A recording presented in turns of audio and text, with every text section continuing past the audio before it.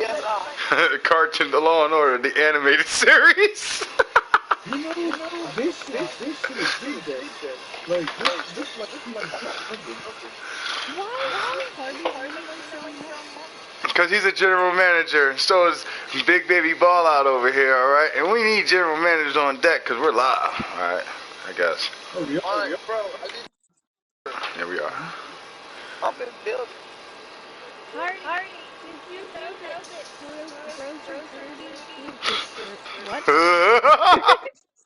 What? We're signing them, Hardy. Bro, you heard it here first. We signing them. We got them, y'all.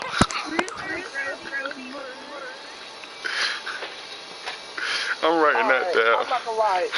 Y'all like AEW. Y'all mean, I'm sorry. Second chance, y'all got nothing to do with me. But I don't fuck with competition I don't like at the root of all conflict and discord we've seen in WWE over the past few weeks. And tonight, but we're live in the Daily's place for AEW, Bree. Well, some of us are. Yep, as Casey is supposed to be taking on Shabaka for the TNT Championship. Yep. But he ain't. Nope.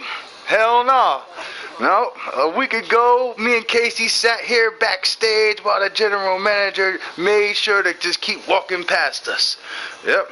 Didn't think about us at all last week. Yep. And we here again. And we ain't wrestling again. Yep. Fuck all that shit.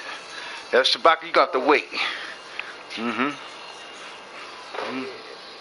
people, I guess. Bro, I'm gonna do the favor for you. No. We don't do begging. Stop begging for title shots, Blink.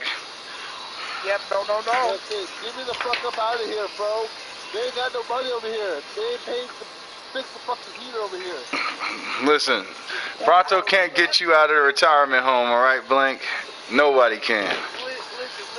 I'm a brother motherfucker down. Get 30 minutes before. Hold on. How about this? I'll be right back. I gotta talk to Paul Heyman.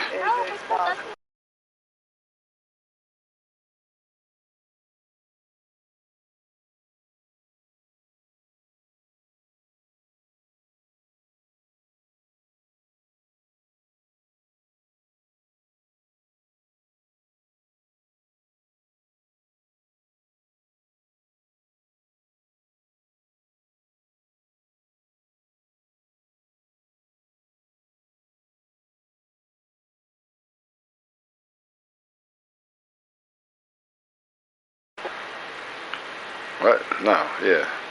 I know you got important things to do. Yep. Heard it here, ladies and gentlemen. The face of the Fight Club, Heartbreak Casey, and his special counsel. Not his manager, not his advocate, but his special counsel. Alright? You know, he manages the store. We got the product.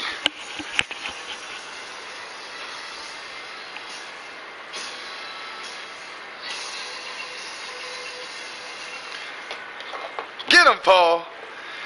Ladies and gentlemen, my name is Paul Heyman, and my client is the reigning, defending, undisputed heavyweight king of Viking Club.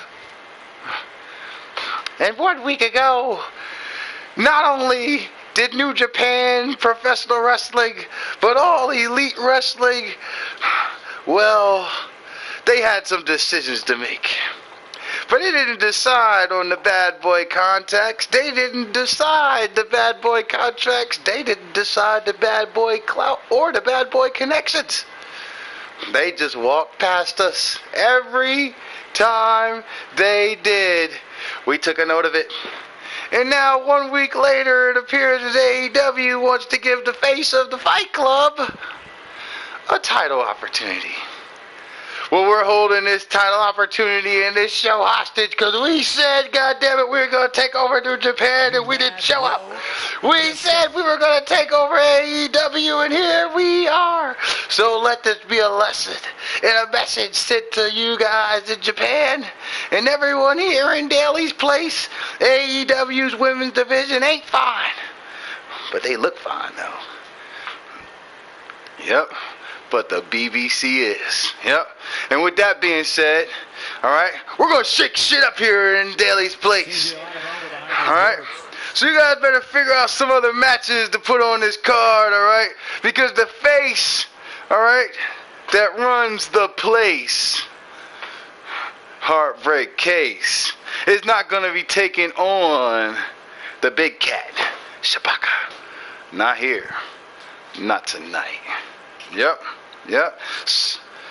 You hear that, Hunter? We're calling you out. You 2 second. Alright? You're not going to be skipping past the BBC anymore because we're here. And we're here to stay. And as Club said on Twitter, we not sorry. We've been working on this thing of ours. Yep. Alright? Skybox, got the leader of the BBC, got Hello It Is B, got Big Pronto, got the Kid Blank, got Penny Run in the party. Alright, you motherfuckers better join the party too. Yep, especially all you people who caught us on the past broadcast and put the notepad down, Tony. Yep. We ain't coming out here to compete for nothing. None of yous. Alright, we out of here, baby. Alright.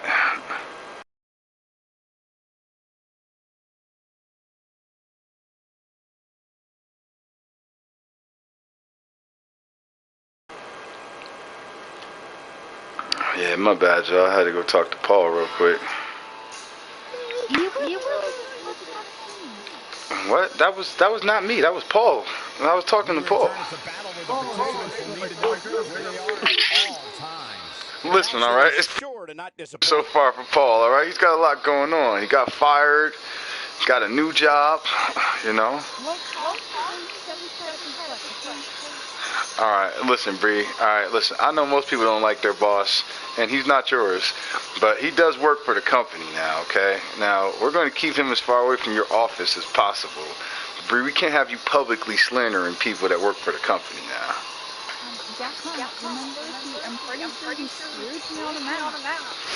Alright. Well, it's not like he's Tony Khan and you're Big Swole and he just didn't like your wrestling or anything like that. Listen, alright? Alright, listen, alright? I mean, the man made one bad remark on Twitter, alright, about Big Swole not liking her wrestling. I don't know if that makes him a scumbag. Well, I was. Put the notepad down, Tony. Yep. King Sir, tell Tony to put the notepad down. Why? I just told him to pick it up. Oh, man. All right. Tony, put the pen down, Tony. Put the pen down, Tony. I mean, how else are Marks going to know at football games that fucking... I know it. But which football games are you talking about? The American football games that he's got? Or the non-American football games? I use the term football loosely when I'm talking to Americans, because I know that they get really upset that they don't like the actual name of hugball. They just want to feel important by calling it football, because football is an important game, but when you use your feet in a game that lasts hours, like 2% of the time, and the hands are like 98% of the time, it's no longer football. A lot of pressure. It's just a little stupid to call it that when, it defeats the terms. But I try and appease my audience. I don't use the term football loosely. A lot of pressure. And you got to get that game-winning field goal. Yeah, word up. Is there a lot of pressure for us? So you're wearing fucking paddings. You're more fucking secure on a fucking field. Ask the San Francisco 49ers. I'm pretty sure they just won by a field goal. Yep. That make a big difference too. Oh wow! So it should be the game that usually, occasionally, sometimes, but mostly never ever kicks the ball. I think football should have a different name too. The NFL. I think they should call it something different too. Not football league. But when I was young, we used to play free for all. So I mean, that ain't even the same thing, but it's the same thing as football. That's closer to rugby though. I don't know. It is what it is. And I'd like to see half these American footballers, take off the paddings, take off the helmets, and just put in a mouth guard, and then fucking go and fucking play the game and see how fucking they like the actual game. Do you want to know? It's funny that you make this argument. And everything, and they'll be crying to their agents. The reason why this is funny is because like organized sports is the only time niggas wear pads. Like most brothers and them be playing football with like the team that they used to play with at the park. They play tackle without no pads or nothing. They play at the park like every Sunday. Exactly. So just like you did when you were at school, because school's good training for it. Because you're going to get hurt and everything playing with fucking your friends, fucking throwing around a ball just so you can have fucking excuse to beat them up. But anyway, for the ball, that's what I used to do in basketball to niggas. I ain't gonna stunt. San Francisco won 27-25. To play the Squid Game. And is that the first time that the San Francisco have won in like fucking what? No, I'm pretty sure they're better than that. It's about the last time I heard of the fucking San Francisco. That's not true, Kingslayer. Colin Kaepernick led the San Francisco 49ers to the Super Bowl. When was the last time they won a championship, club? I remember the 49ers was all anybody ever used to talk about. That's true. That's true. I'm pretty sure it was 19... American football, it was the 49ers and that silly little fucking... I think it was 94-95 is the last one they did. It's either 94-95 or 93-94. I think it's 94-95 though. You beat the Chargers. I watched it. Yeah.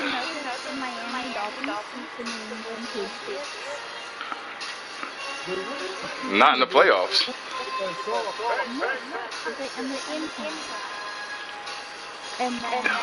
Who'd they play? Did they go? No, not that. When you saying that the 49ers won a few years ago, you're not talking about the year Kaepernick went. But they went. Yeah, but I'm saying, who did they play? That's not the Kaepernick year you're talking about, right? With the Blackout Bowl?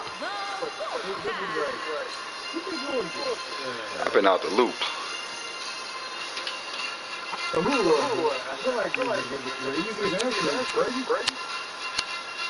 I think you're right. Yeah, you're right. You're right. That was the year Nacho didn't watch. Yep. See, that just proved my point. I mean, I am in a party full of Americans that watch football, and not even they could remember when the last time fucking San Francisco won anything. Nah, I told you, they won 93-94. That was the year Steve Young took them there. I know that because Dion won with them that year, and then the next year Dion won with us. I'm pretty sure we got 94, 95, and 95, 96. And, no, 94, 95. I don't know, but it was like there. I know it was Steve Young. They took on Junior Seau. They beat the motherfuckers. I can't remember if Doug Flutie. Where? In 2013, they went to the Super Bowl. Yeah, that was the Blackout Bowl. Where the Ravens dogged them the first half. Beyonce performed. There was a blackout. We was up in the spot like, that's why the power go out. Yeah. Oh man, that's kind of funny. Yeah, but that was the last time I seen them in the bowl. I didn't watch that. I don't think I watched much of the one with the 49ers. I mean with the Patriots. Because we were supposed to be boycotted. Harsh impact.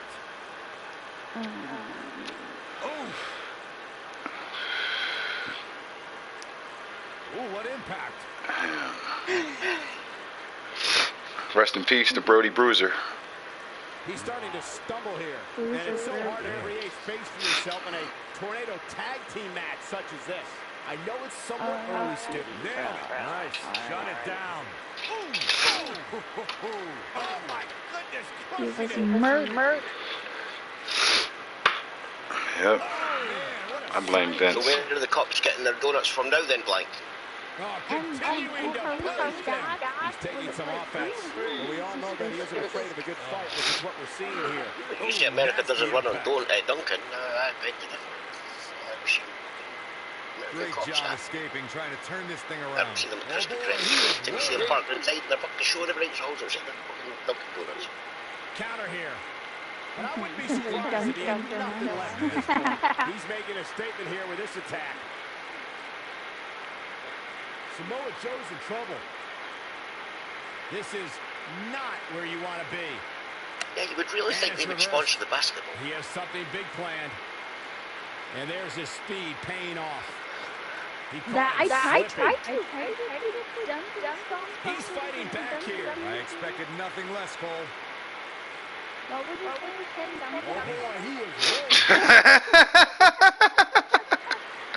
Oh no, and then Nacho stole him. Yep. That should do it. This is exactly what Joe was waiting for. I keep wondering about this. She keeps saying this Fronto stole Michael Westbrook, but you didn't have Russell Westbrook, and Fronto's always had him, and I don't think Fronto stole anybody. That's exactly what we're seeing. I don't think you had him. I don't think you ever had him, Bree. All right. You might have had Michael Westbrook. All right, we wouldn't have known about that. Yeah, he might have been so far in the depth chart we didn't see him. But Russell Westbrook, I'm pretty sure Fronto's had him from the start. I'm pretty sure. Yeah, because he tried to trade B for him, he tried to trade fucking Decker for him, he tried to trade fucking that fucking turncoat fucking wannabe-ers for him. Bree, I know Nacho took Duncan, and I think that somebody else got taken off your roster too. I just can't remember who took him. But it was not Michael. It was not Russell Westbrook. But that shit you saying is the. We know Michael Westbrook is going. Well, he would be coming out in the draft, but that shit's all corrupted, man. I'm kind of pissed about that. It is. It is. Oh man. I was trying to get Tim Duncan in the trade for Russell Westbrook. That I do recall. I think that might have been the origin of this whole work here. That and perhaps the rumors that Clarissa pleading with Michael Westbrook. When I went against the Trailblazers in the finals, I started Russell Westbrook in the starting lineup. Okay. Yep, Westbrook.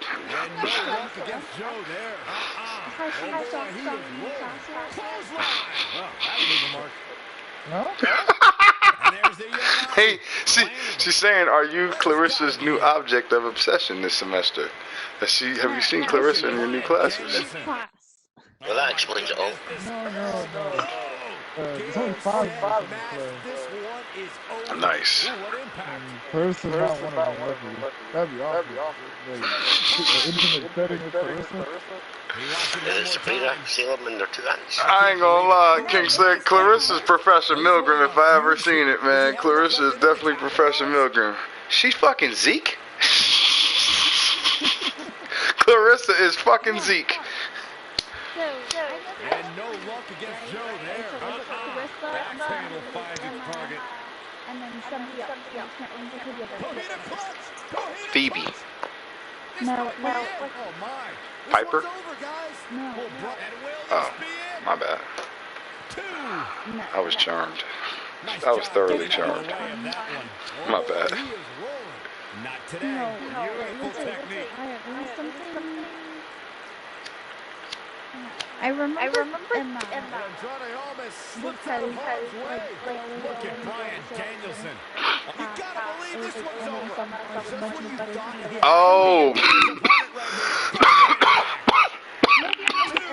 and he kicks out. Very nice. He's calling for it.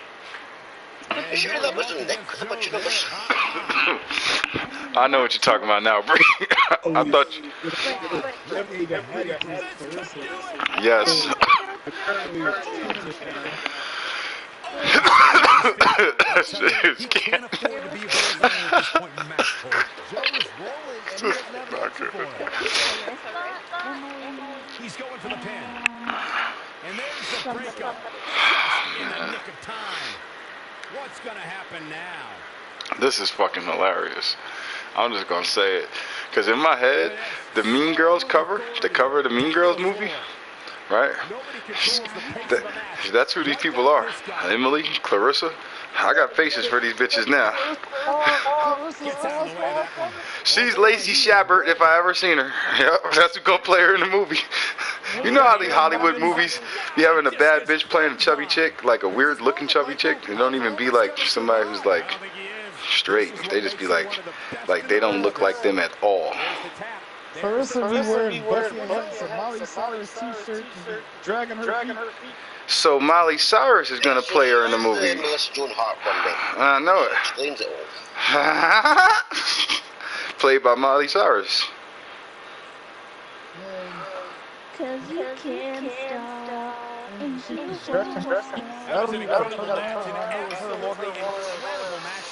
This was an incredible match. Alberto, Samoa Joe. Andrade. I'll stop being racist. It's not. Wow, here's the mysterious benefactor. I'm going to warn you now, right? Because this is strike 2, and I'm blaming you. What happened? So if I see one other wannabe boy band wannabe actor in a Marvel movie, you're going to court. Oh, you talking about Harry Styles? No, he was strike 1. Okay. Justin Timberlake. Timberlake being in the MCU is strike 2. Hey man, they put Justin Timberlake in that shit, I'm canceling the MCU, yo. If any other wannabe boy band member shows up in the MCU, that's strike 3, Bree. That's all because you manifested that Harry Styles should be in the MCU. So you opened the door.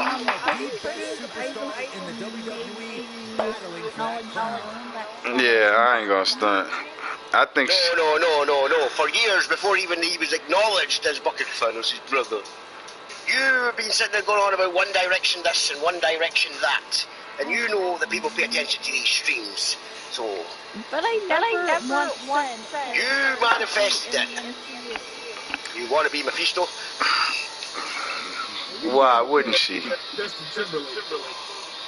Listen, if Justin Timberlake... You know what he can do in the MCU? He can go bye. He can pull Storm's bra off in the middle of the movie and then walk away like he had nothing to do with it. That's what he could do. Yep. They put him in, they better put Janet Jackson in the MCU. I'm about to tweet them that.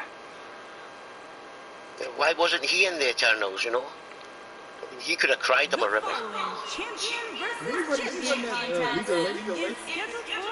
I started to watch it. I watched the first 5 minutes of it. It looks like great animation. No, I don't watch anime. Oh, so you never saw What Love Got to Do with It, Kingsley? That's what you're trying to say? Wait, Pokemon's anime? Of course. I would say so. Alright. I mean, they do have spiky hair in the club, so yeah. It does class as anime.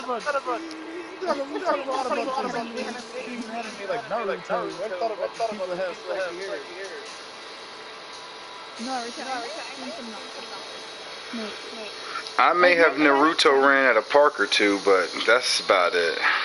Like, my best friend loves anime, but I never really got into it. I didn't understand it.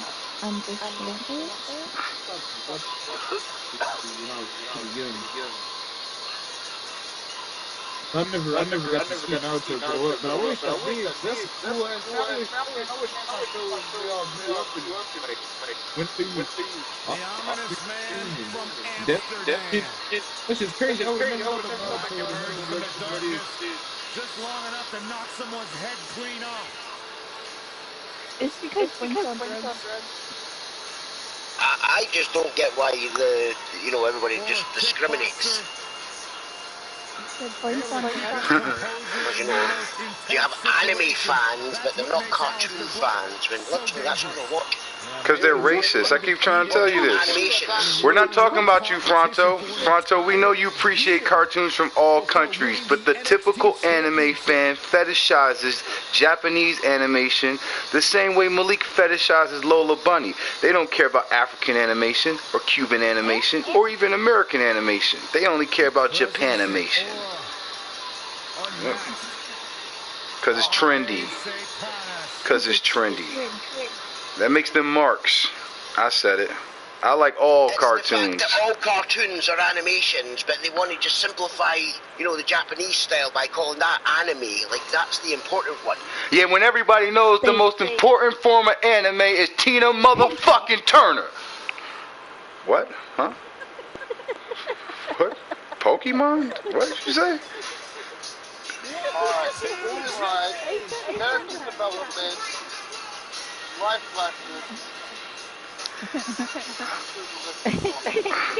Alright, listen. You want life lessons, Blank? Watch Roadrunner. Blank, if you want life lessons, Shadow Bullet Mom. You shouldn't be watching cartoons for life lessons, Blank. This ain't the 50s. Go watch some hentai.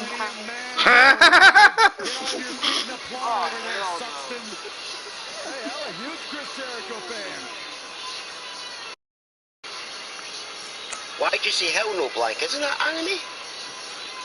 Hey, Corey. Alright, just try it. Try harder. No, I am. I mean, it has the same thing in it that you all watch anime for. Because, you know, you don't see fucking tits and everything in fucking normal cartoons. That's the only reason you watch anime.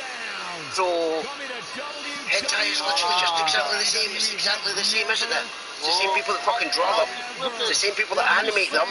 So why is it not anime? See, Blank, see, this is the point I'm fucking making. You want to fucking simplify them out. Why is it not anime? Just because you gave it a different name? Why is it not adult anime? I gave you 3 reasons why.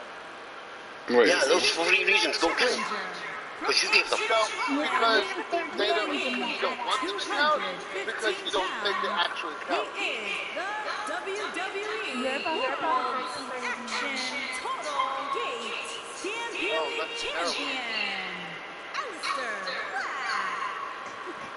I actually didn't watch that show. Introducing the champion from Winnipeg, Manitoba. See, the difference with that show is we don't need to fucking sit there and hand out fucking cassette tapes to fucking tell people fucking 13 reasons why Blank's about to be exiled. Eastern Wrestling. I can give you 13 reasons right now. Why? It's pretty good, but the ending kind of silly. Like, it was fine, but I wish they would have Was it, Bree? Which season are you talking about?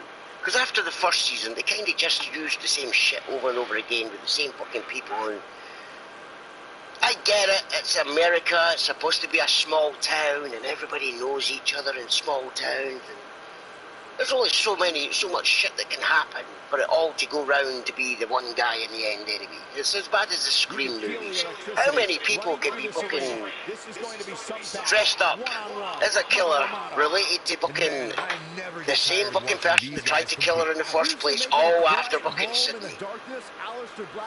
This is how many movies later now, and they're still after the same person?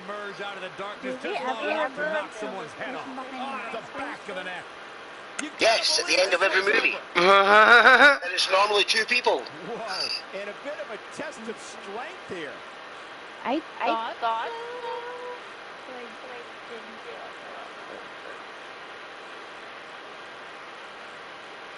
We've seen champions head into matches maybe a little too confident, only to be picked off in the end. And guys, I can't help but wonder if we're going to see that again here tonight. What a stomp. Good grief. And now there's a new Scream coming out with all the original cast members that are alive from the original one. You know, 20 years later, they're still chasing Sydney. They're not very good at their job. Wait, what? This bitch said that WWE's been very demanding. I missed my cousin's wedding, Christmases, my nephew's circumcision. Who the fuck gets invited to circumcisions?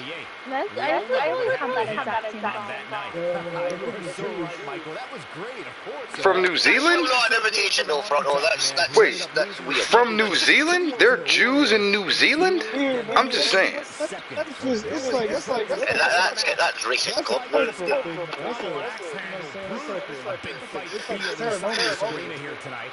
Kingslayer, y'all sent your prisoners. Y'all didn't send your Jews. Now I have to counter that with some racism of my own, and I have to ask you now, where exactly do you think Jews stay then? In Jerusalem. What the fuck you mean? In Jerusalem, nigga, I read the Bible. The fuck? Where are Jews currently trying to wage war with the Muslims for the last 600 years? Israel, nigga. That's where the Jews... Israel, nigga. Israel. That's... moved around now.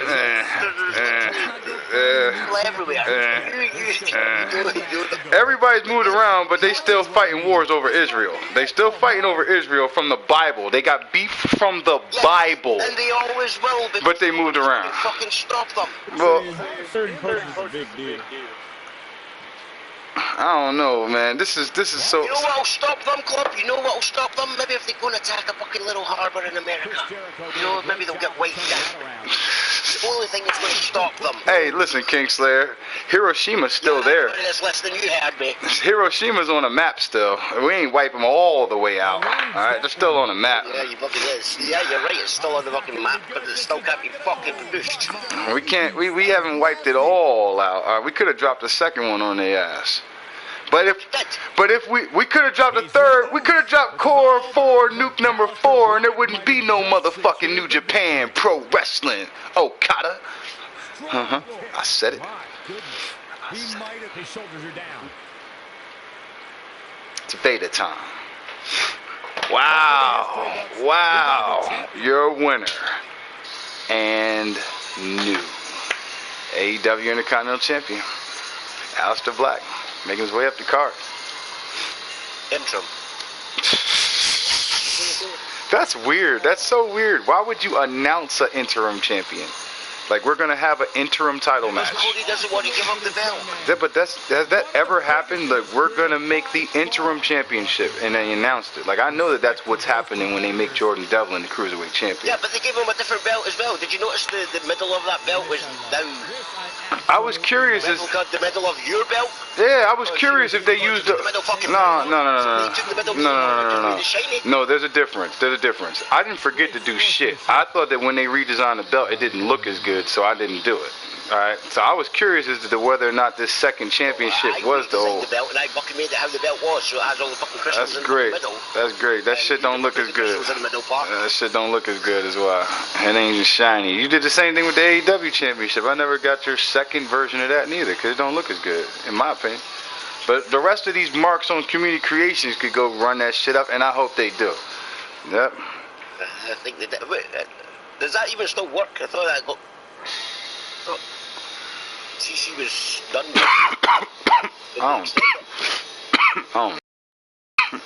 I really don't know.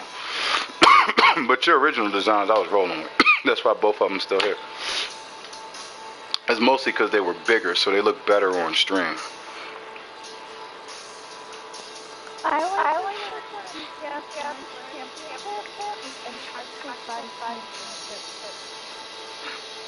Why don't you like TNT? It's exactly the same fucking belt. It's just the 3 letters in the middle that changed. I think she's talking about as compared to the other women's title. Yeah.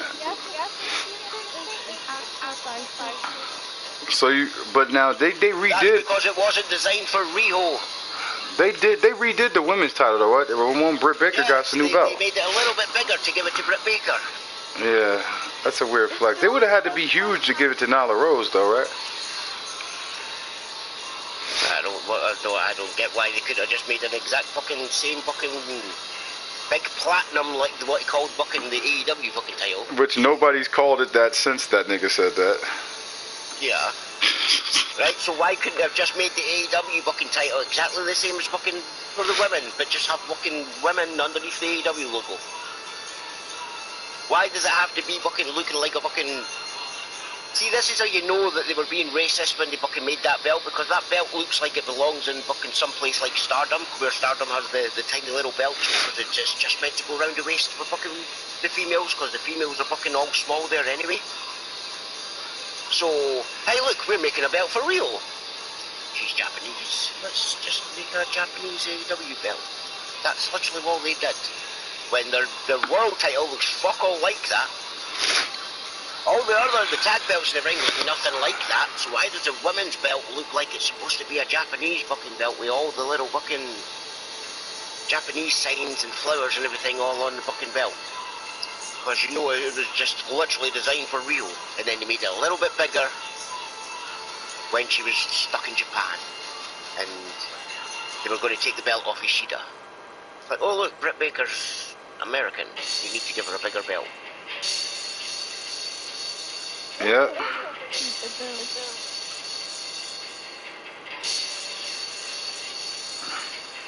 And the reason that the TBS title is exactly the same as the TNT one, Brie, the same size, is because that's all literally they did. Just used one of the rips. Changed the middle plate and changed the red strip to blue or jade.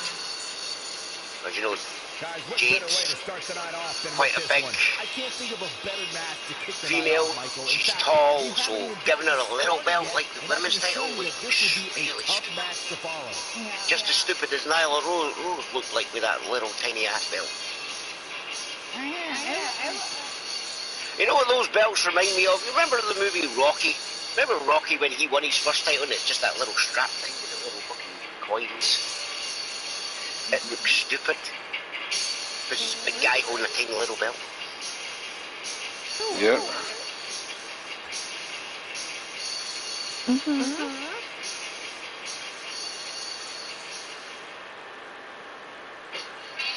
But I mean, it's not as stupid as their women's tag team medals. Oh yeah. And then let's fire one of the tag team fucking medal champions and we'll never ever get to see the other one.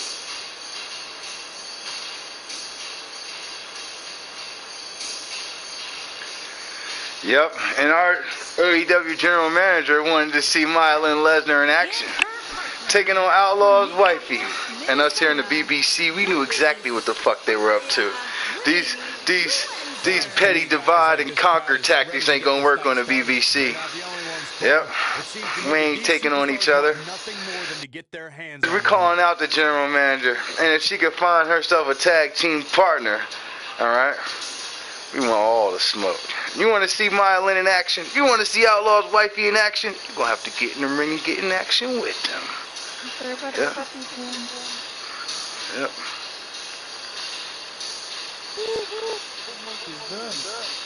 Nice. Just in time for the main event. Even Brock has fucking spiky hair in that anime picture. That's Broly, and you know it, alright? Wait, you might not know it. That's Broly. He's a character from Dragon Ball Z who's supposed to be like the Super Saiyan God or some shit like that. Alright, that's racist, Pronto, alright? Just because she lost some weight. And her boobs, probably, but I don't think none of them exploded.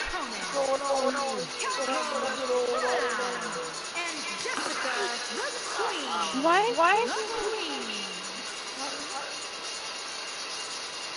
In the chocolate factory? The older Fronto.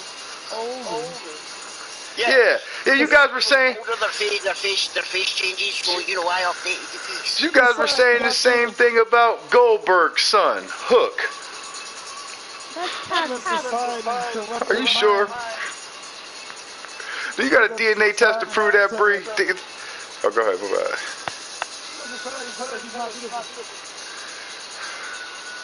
She's got a beautiful smile. She gets it from her dad. Along with everything else.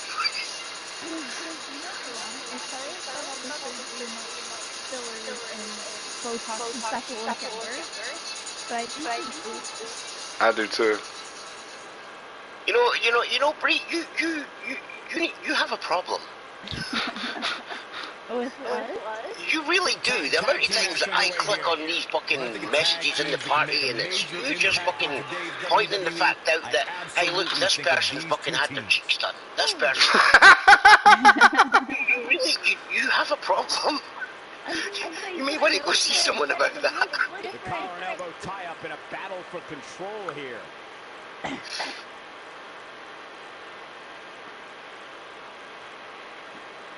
I mean, this all started with Tom Cruise's teeth. Then you jumped to like every fucking female fucking in the world. I see Jessica Queen came out and beat up Coco Brown. Alright, listen, alright. I think that there was a mix-up. I don't know what the hell was happening in that last episode. That's because fucking Jessica has to beat some sense into Coco now and again, because, you know, she gets these ideas that she wants to leave and everything, so, you know, sometimes you need to be beaten out of her. I think she's tired of It's because Tom Cruise's middle to be fair, yeah, if you're on about Jessica, then yeah. You know, When a superstar's in a tag team, the sole star of that tag team clearly is. They must find a way back to That's what I'm saying. It's Coco. That's what I'm There's been all these world champions in the ring. Well, you know. Yep, and a week from now, guys are gonna be trying to act like y'all not saying that Coco Brown is the Shawn Michaels of this tag team. Yep, but Coco Brown picked up a huge victory. We're saying that now. What's that? Saying that Jessica's just getting in advance, so you know she doesn't get her head put through a barbershop window. Well, Coco Brown brought them that victory right there. Yep, GG's.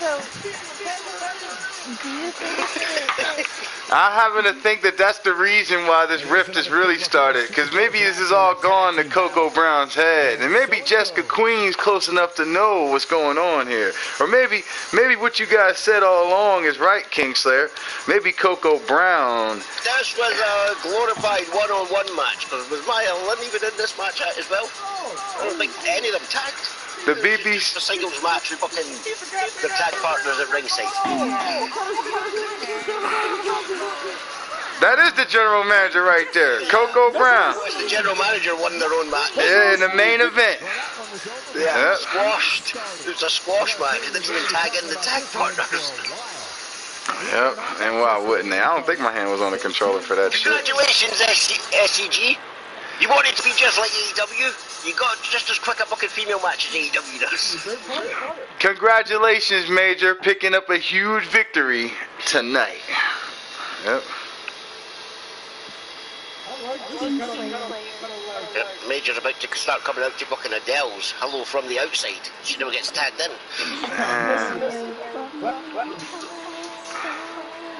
This is just why we can't have nothing. Yep. This is like it's worse.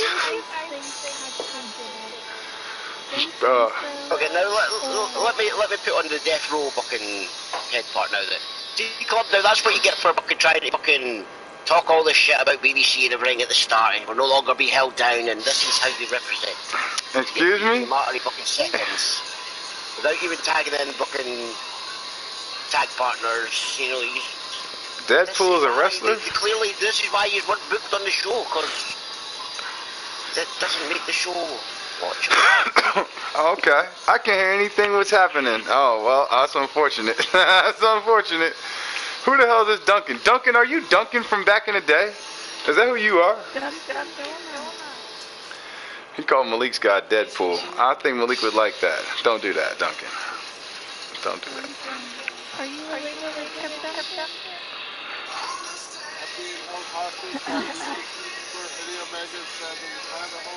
I'm not BBC member. I'm BBC owner. Get it right, Blank. BBC. Yep. You're not being held hostage anywhere, Blank. Crystal is. Crystal.com. The Crystal meth. Alright. Fronto, what are you booking on this show? Yep. I mean, you are doing all the drugs.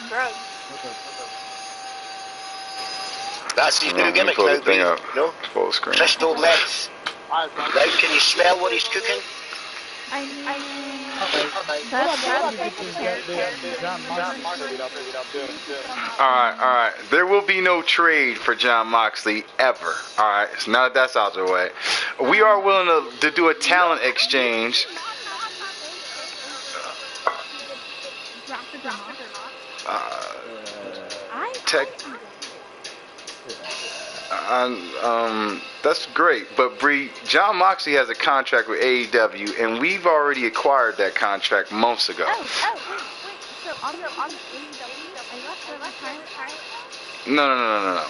John Moxley is in the retirement home, but he is the only person who's allowed to leave the retirement home whenever he wants to perform on any show that he wants, as long as he's acting right. But as long as that show provides us with some comparable talent this week, we just like AEW, all right? Y'all ain't getting Kenny Omega over there unless we getting the Good Brothers. All right, so we willing to let John Moxley wrestle over there. What we're looking for is an appearance at the retirement home from the coronavirus. No. We can make that happen. Yes! Cardi B! Get this working hard as me! So Cardi B's taking on Crystal. No, she's sneezing on Crystal. What about Alright. Crystal's not allowed to leave ever. Fuck him. Yup. Yeah, you said that you were having a Corona match. Isn't that the Corona match? We're bringing the coronavirus. Alright, we're not interested in letting Crystal wrestle over there at all. I don't know. We might be able to work something out. Alright. I'm willing to work something out with you. If you want Crystal to wrestle over there, bullshit, Blank. I am pretty sure I heard Club, say it. We want at one point that until your court cases are fully fucking rectified, that you're not going in. Oh, that's facts. You still have a pending court case. Yeah, I didn't know that had storyline. I didn't know that had I'm willing to let Crystal wrestle if we could get an appearance from Voorhees Jr. Alright. If we can get an appearance from... Alright. Barbara. So anymore, Brig. You retired. Alright. He's still under contract?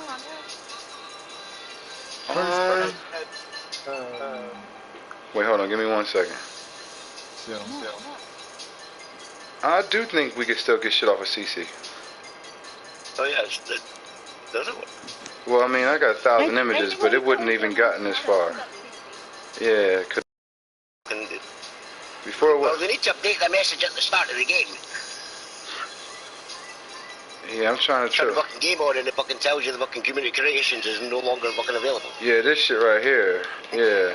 And I was getting another message, but I ain't getting that message right now. Alright, I'll be ready in 2 seconds. Maybe that means that you can no longer play one-on-ones or anything. That's what I thought it meant. But then like 2 weeks after that, it was basically not letting me get on CC. Communication no longer available as well when I turned it on. Yeah, same. It was telling me I couldn't even pull that shit up. Like, as far as I just went right there, it wouldn't even pull it up. I didn't even check. I just seen the message, well, fuck you then, turn the game back off. Why is he?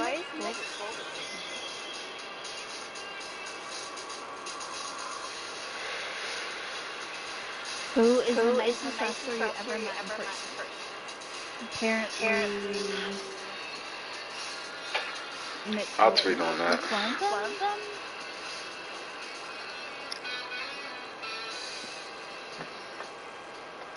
Well, we know Club's one.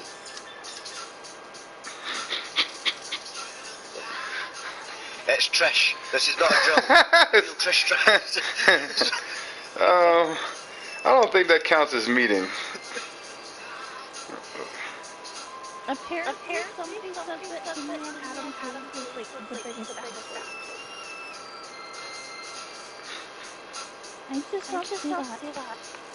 He seems Okay, like Bree, I'm going to say this once, so I hope you pay attention, right? You need to let go of your inner blank. I mean, I wonder when he let go. No, but you need to let go of your inner blank and stop listening to everybody's fucking opinions on fucking line and then, you know, running with them. What's this about fucking Silk Cabin Dairy? Is that a person or a fabric? What? I'm sure a person told her this, though. Oh. I don't even know what you're talking about.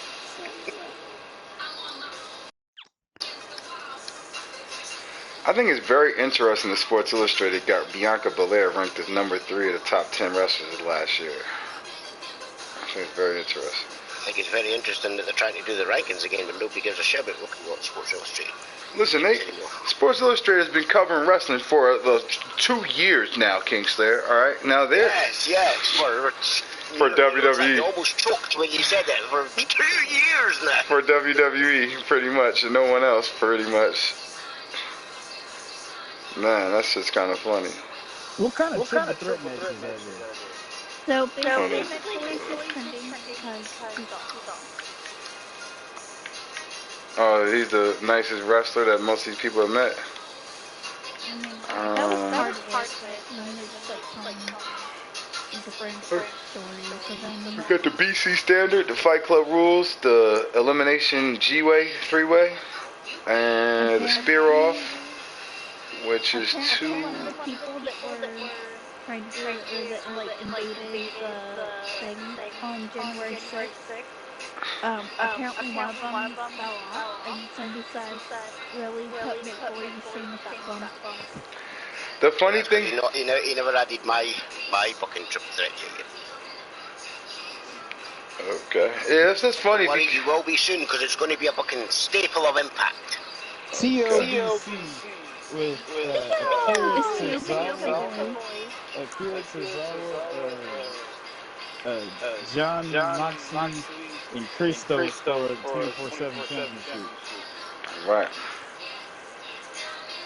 Toronto, is Theo being a good boy? Yeah, his teeth fell out. Nice. Yeah, it was hanging out. It was hanging out his like bottom lip. Like it made it look like kind of vicious for a minute. It looked kind of cool. That is what's up. When Mick Foley's teeth look through his It was like he had like a permanent snarl. Like Dudley Dastardly? Like he was going to be up to Nefarious. It fell out, so now it's just his tongue like hanging out. Alright. And I got the his baby tooth? Triple Threat TLC title match, I think it is. Yeah. No, NXT, whatever. 24/7, that's what it's called. Alright, I'm gonna get rid of this one. Randy Stone. Yep. That's cool. Second match. Bad Guys with Nia Jax against the coronavirus. Oh shit. Alright.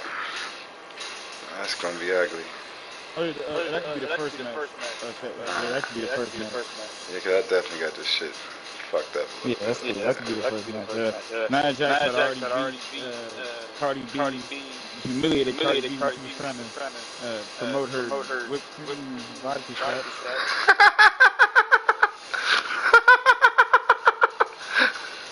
I heard the bitches is loving them shots though. And I thought I got tried to avenge her in BC standards, but couldn't prevail. And so now, they're taking it old school, taking it to the streets. And so they're gonna let's see if Nia Jax can get a vote. Oh man. Shit is getting real. When did she beat them both? Do you mean injure them both? If she can. Speaking of that, I saw that whoever Go 30 injured Jinder Mahal. Mm-hmm. And Jinder Mahal's not happy about it. Neither is the family. But we'll talk about that on Impact. Yep. Yeah, I saw that. Yep, the family said that they got something for Go 30's ass. Yep, we was talking about it over dinner the other day. Oh, I stayed out of the conversation.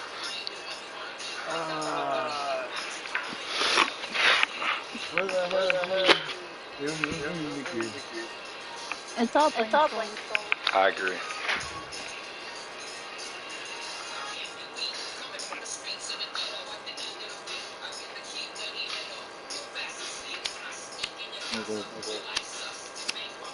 Wait, so CC's still up? That means I can finish my pay-per-view, right? Fair enough.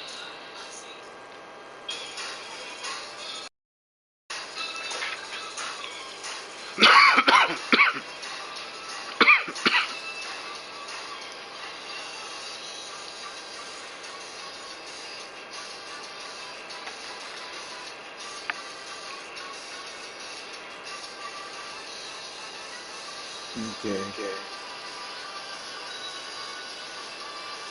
So apparently, Matt Cardona is taking over for Neville at the at GCW. I thought you were going to say around the corner at your local middle school. She said GCW. Oh, yeah, you're right. So allegedly, Mox is going to be returning at the pay-per-view. Yeah, I heard.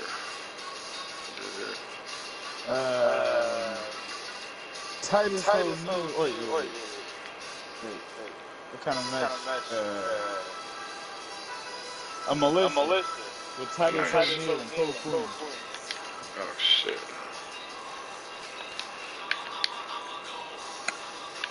At least it's not Titus O'Fury.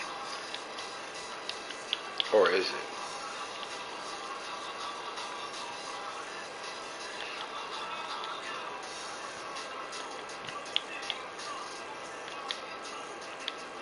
Alright.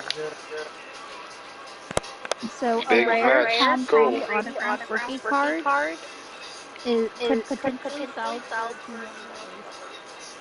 Man, I got this Kobe Bryant high school card. I'm gonna hold on to that shit. Damn. Make sure it's in good condition. Oh, that shit's inside of a plastic case. That's how I got it. I ain't gonna lie, I think I got 2 of them bitches. You know that Elmo has a feud with the Rock, Pet Rock. That's disrespectful, Bree. No, Dwayne's nobody's pet. They had on Sesame Street. Yeah, and the actual Rock has a feud with the Cookie Monster. I heard the Rock said he's gonna come down there and kick some ass or something. I ain't gonna lie, when I seen Elmo was tweeting about any of this shit, I was like, man, this is about a work. This is to get The Rock on Sesame Street. And I immediately thought that was great. Yep, that's why The Rock deliberately mentioned, talk about cheat days in the ring. He can show him a fucking cheat day because all the cookies are his. And then the Cookie Monster's got involved. You know he's gonna kick ass and eat cookies. He's almost all out of cookies.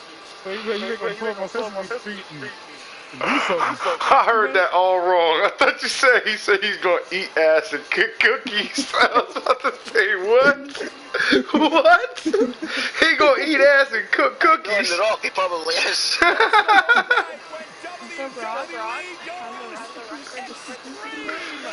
Oh, I'm about to tweet this nigga.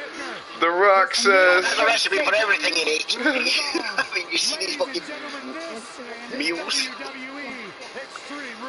I'm gonna tweet this. The Rock says he's going to Sesame Street. I'm tweeting this to this nigga.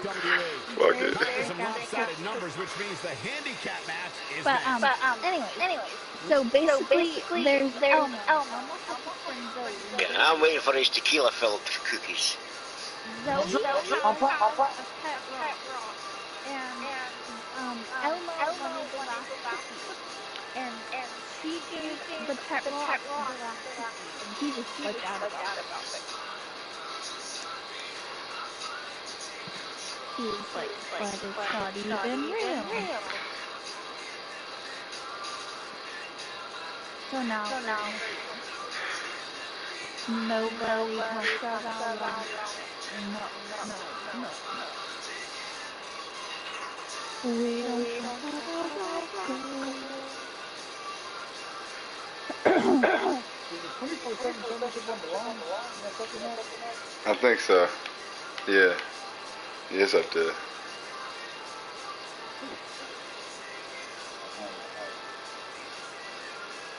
I saw this meme earlier, and it was funny. So they suggested in the team that Triple H and Vince McMahon have a Battle of the Billionaires type of match, like they did at WrestleMania, like where they had Umaga versus Bobby Lashley. So they would have like they would pick their person, and then the winner of the match would get control of WWE. I win. That's the battle of NXT. I win every time.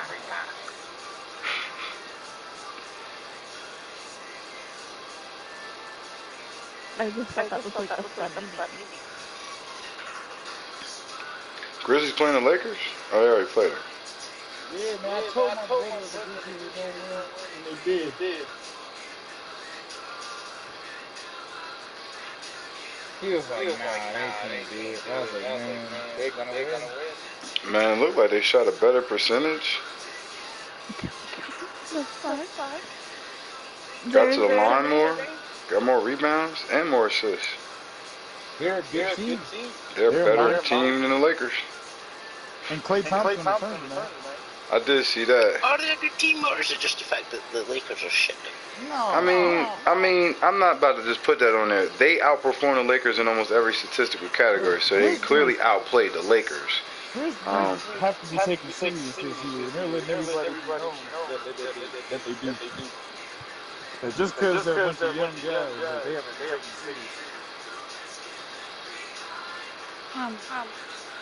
So there's this picture, and it's like, who's the first wrestler you think of when you see this title belt? And it's a picture of the WWF Hardcore Championship, and everybody's saying like, oh. And then there's this one person who's like, Dean Ambrose. Like, that really makes no sense.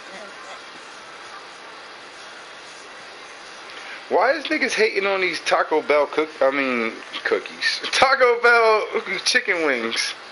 These look like chicken wings. I heard they took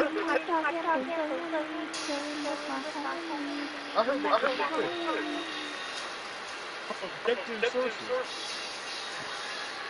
This one person got the ones I had, stomach feeling okay still.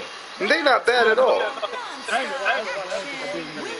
heard that they taste good, but they feel to their stomach. I haven't heard back from them yet. Does anything happen to any of their stomachs for them to feel this way? I haven't heard back from them yet. What the fuck? So Warner Bros. Finally gave up.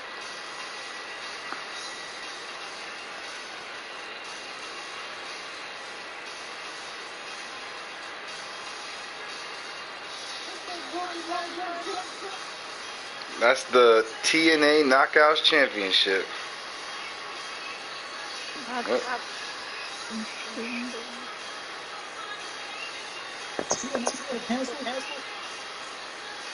We'll find out in about another 3 hours.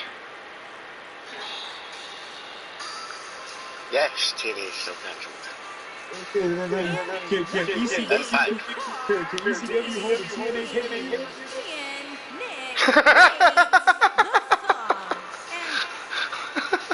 In 3 hours? Impact Returns is returning with its pay-per-view. It's no longer being referred to as TNA. Exactly. Guys, we're getting things started with an amazing matchup here. You're absolutely right, Cole. In fact, I don't think there's No, you have your own pay-per-views. And with this match, right Call here, it CW.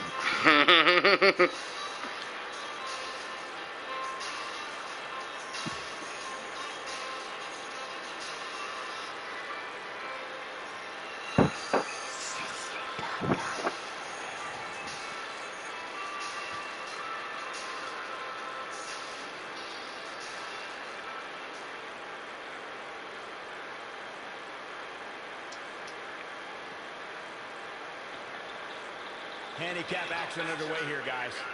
Guys, unless there's some sort of minor miracle that takes Lane place here, we're has about to witness issues a complete massacre. That's true. He admitted it earlier. But so do you, Brie. That's not true. Bree has a cheese solution. Oh, earth-shattering spine buster. Is that a solution? I mean, Brie is a cheese. Brie constantly talks cheese with blank. Nailed it. Perhaps. Man, What a strike. hey, no, it's tornado. She might have That's it. even more. Yep. Nia Jax seems to have lost a step now. Big We've facts. certainly seen her withstand worse in the past, though. Looks to me like her game plan hit a... She fights out. But that doesn't mean the damage wasn't already done. That's find some trends. Wait, Everybody. is the IRS asking people to claim stolen property on their taxes? What? I saw I saw that like years ago. They want like drug dealers to report the drugs. Hey guys, remember when So- Shane McMahon competed against these supposed regional Yeah, that's just so dream they can in a help the handicap cops. match back in Nah. 2009? That's so they Yeah, they want their cut. That's the only reason this shit's against the law is because they ain't able to get their cut off of Tony on the corner. But put the notepad down, Tony. Now pick it up. Take the picture too. Ooh-wee. I remember the Shane McMahon's handicap match you were mentioning earlier very well, Byron. We're And about to there's get his somebody. losing to none other than Pat Patterson and Gerald Briscoe. Whoa, Michael, don't start talking about Pat Patterson's little rapey ass around here, all right? It's enough Big Ben flying We're around talking here. about two Hall of Famers here. She goes down hard. She's going to be feeling that one for a while. Bringing it back into the ring. Well, Nelson applied. Look at her go. We've seen some pretty lopsided handicap matches over the years.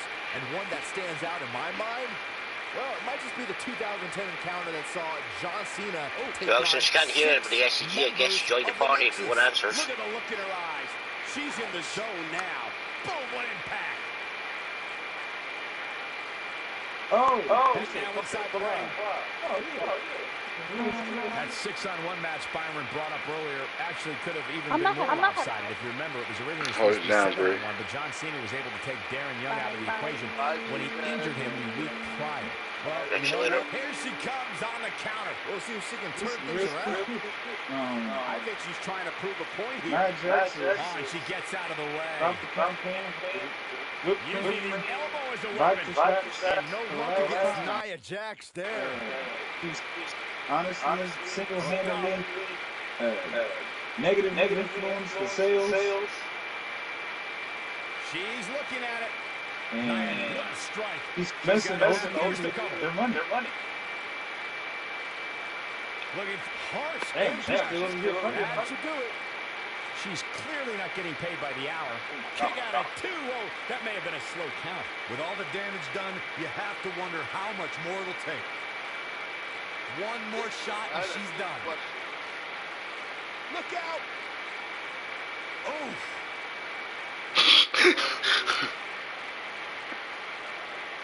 Shoulders down, this could be it.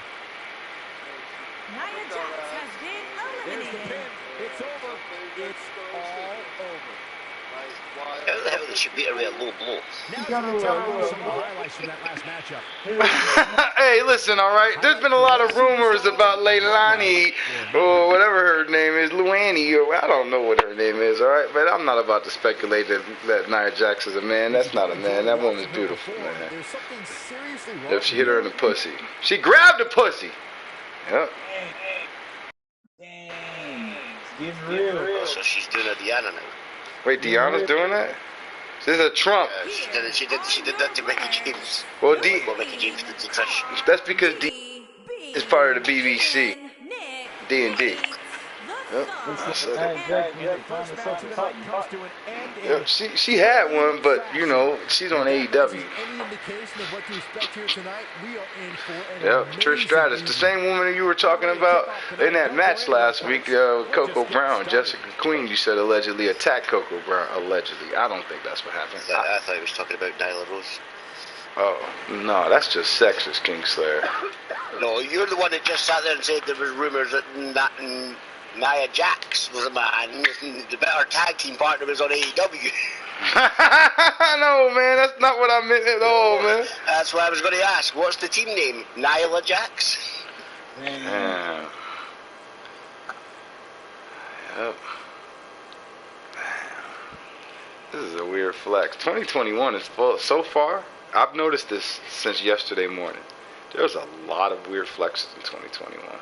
We've decided not to retain 2021 for another 10-day contract, by the way. I'm going into 2022. It's effective tomorrow. We are in 2022. You mean you didn't go to 2022 like 10 days ago? Shit. This tweet don't make no sense now. Alright. That's cool. Now people gonna understand. They're gonna be like, yeah. Yeah. Yeah. Hold on. Let me go ahead and put out another tweet. We're not going to retain 2022 with a 10-day contract either. No, shit, it's January 10th, too. So who do you think's going to buy the CW? Disney. Bill Cosby. Yeah, I know, right? Not if he knows what's good for him. The CW does women frontal. Wait, where's John Moxley at? And who's this guy's ass? Whose ass is that? What's going on in the Hammerstein Ballroom? Wait. John Moxley is using his mutant powers and he's phasing through things like the pride of the X-Men. Only on ECW. He's even walking on the fans' heads. He's walking on top of the Mexican wrestling fans' heads. Yep. Yep. These fans in ECW love John Moxley so much. Like GCW, they let him walk on their heads here. Yep. Yeah, literally walk all over them. Yep. Marks. Yep. I'm pretty sure if Fronto would allow it, they'd let John Moxley pee on him right here in the arena. Yep, I said it. Why they just dress him up like Shredder? If you know, like foot soldiers anyway. Trip. Listen, Shredder is in the BBC also, Kingslayer, but don't make no mistakes about it. It's not John Moxley under that mask. People are so excited to see him. They're so happy to hear this. John Moxley is extreme.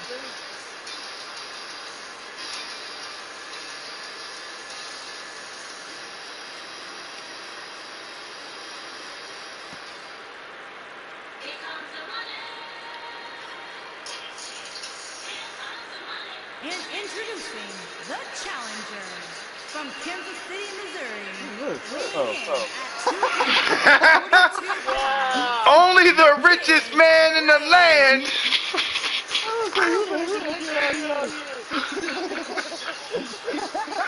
Gold chain, gold all on my chains.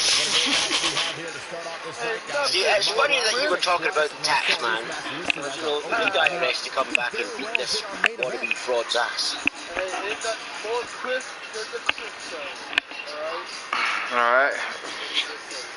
Yep. Yeah, you can take his fucking your wannabe ass back to Sesame Street and count. Take that to the Run! And look at the car. He got a little pop after he got in court case. He got himself arrested. I see the Christo corners over there all decked out in Christo currency.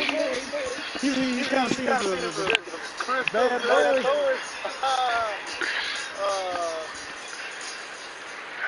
What up, second? Process live, handicap.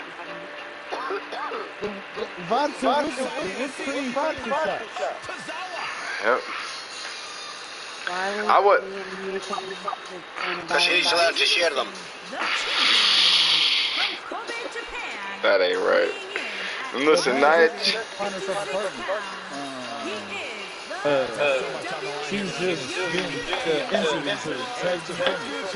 In this case, those spoilers will be hanging from your Why did rear you have seal. a partner? And the only way to grab them will be to ascend one of So these she Her ladders partner before was the drafted to opposition. another show. Oh yeah. I don't know. We don't know anything about Because, you know, he told you it's the whipped cream vodka shots. She called her own shot. Yeah, right.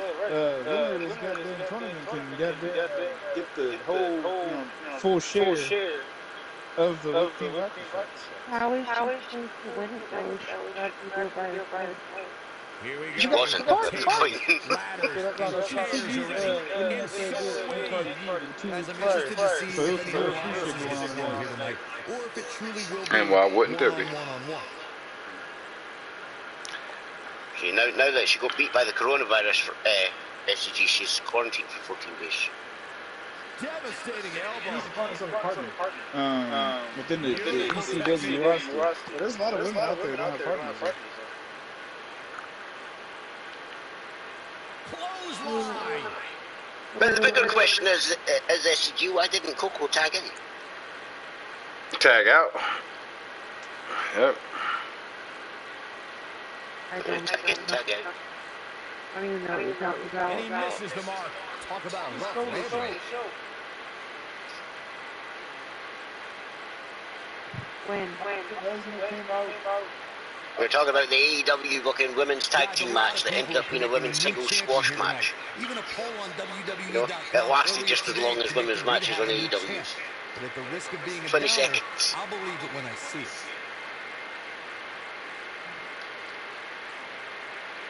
That match wasn't even long enough for them to shout picture in picture.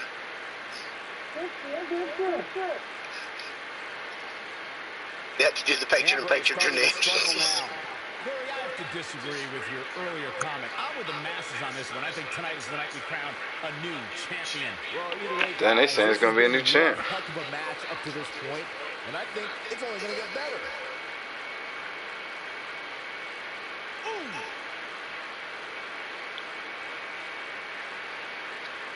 I did not get the context of this. The challenger starting Maybe I need to to see slow the down a quote bit to here. it. But he certainly comes into this championship match with a ton of momentum. Believe it or not, fellas, some people are speculating whether the champ should have to defend the gold against what some are calling inferior competition here tonight. I'm not sure how long this will last, but he's fired up right now. He's making a statement here with this attack. Damn, he's got a fucking David on me. What the fuck? Gang, gang.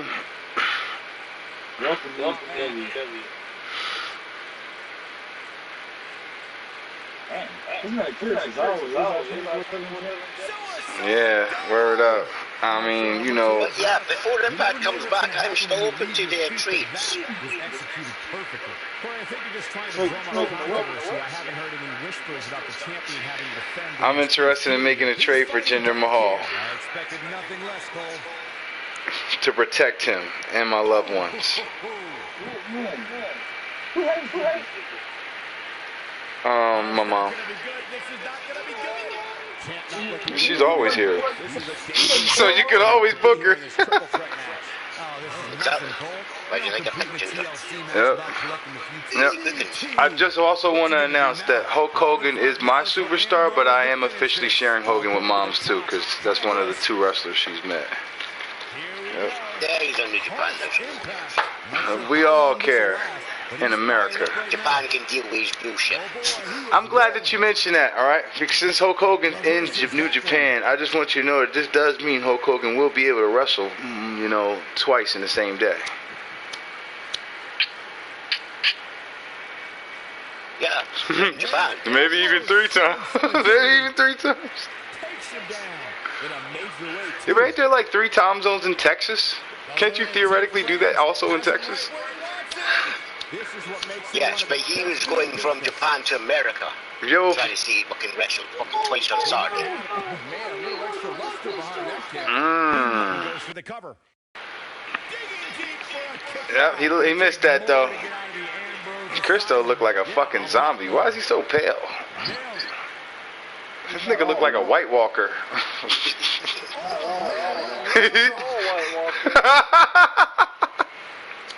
What impact. Oh, man. Yeah, his gimmick's kind of blank as well, though.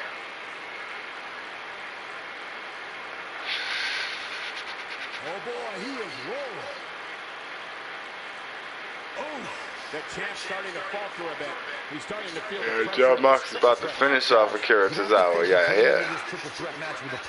Oh, no. I think it's safe to say that plan has gone awry. The truth is, though, he's in far better condition than his opponent, which has to account for something going forward here. Did you just go for a Trouble in Paradise there? That's crazy. Since when did Akira Tozawa do the Trouble in Paradise? He got screwed out of It's true. It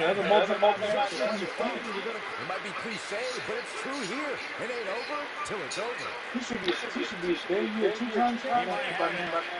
I want to see who NLE Choppa's parents are, because they did a great job. I'm going to just say it. They did a great job. Yeah, it's a man's move, Blank. I don't think that move's glitched no more, though. No, that's not true. Oh, yeah. Yeah, it is. It's sometimes, though. Huh? Banned from TV. That's a fun, Blink. That's a fun. You're going to find out how fun it is at the retirement home. That's also a suspension as well. That was the rules.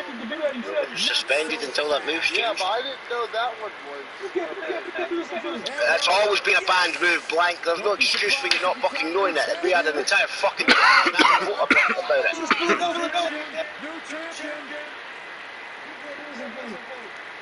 Oh, he's such a tough target.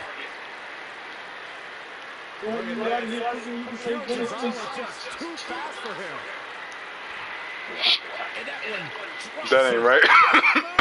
But you see this guy in the front row with the khakis and the denim shirt, but with white sneakers on? You see his white sneakers? Like Sammy Callahan hasn't been booked on fucking TNA since his world title match, because he fucking glitched the fucking game fucking in that match, remember? That's not why he hasn't been booked. He hasn't been booked because I fucking punished him for it, because I've not been fucking there to book him. Clear politics against the BBC. No, the rule is they are suspended until that move's changed. Now, you've not changed that move, so he does not get booked. That's simple. How in the world?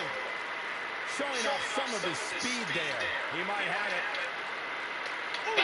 Here's his moment. Remember, that was the outcome of the fucking vote. Nobody has an excuse anymore.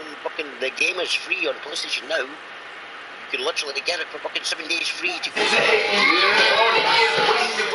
Damn, that shit loud as fuck. And I did not mean to close everything. And now one more time. Man. That's the only one man move. No. The triple power bombs banned. Yep, because y'all ain't in the BBC. Y'all shouldn't be doing our move. We got. This is just Club trying to get that banned. He's trying to claim for fucking bullshit fucking. Alright, I'm glad to know that. But I ain't gonna lie, I'm pretty sure it was on ECW a week ago that somebody in the BBC got hit with this maneuver. Yep. I have to check the tape. That's probably true. That's fair. Yep. So then Crystal loses by default. This is a grueling championship match. Nobody wants to lose this opportunity. No, I'm gonna be completely honest with you, Blink. I ain't suspending a nigga motherfucker right now, alright? I promise you, Blink, I promise you, your ass is gonna get fined at the retirement home. So you will be in action, and you won't be happy about it.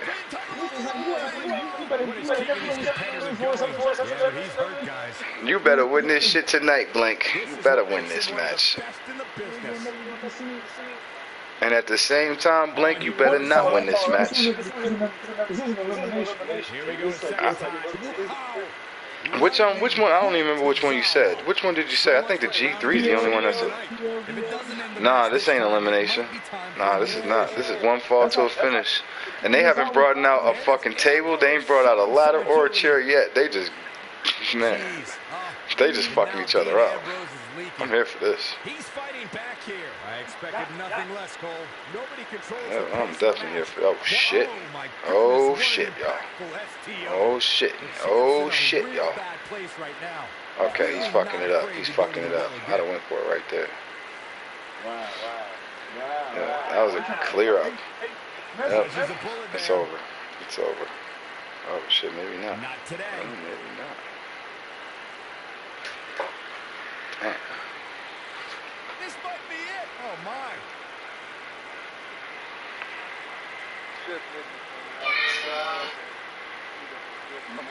Making bad decisions. This is a grueling championship match. Nobody wants to lose this opportunity.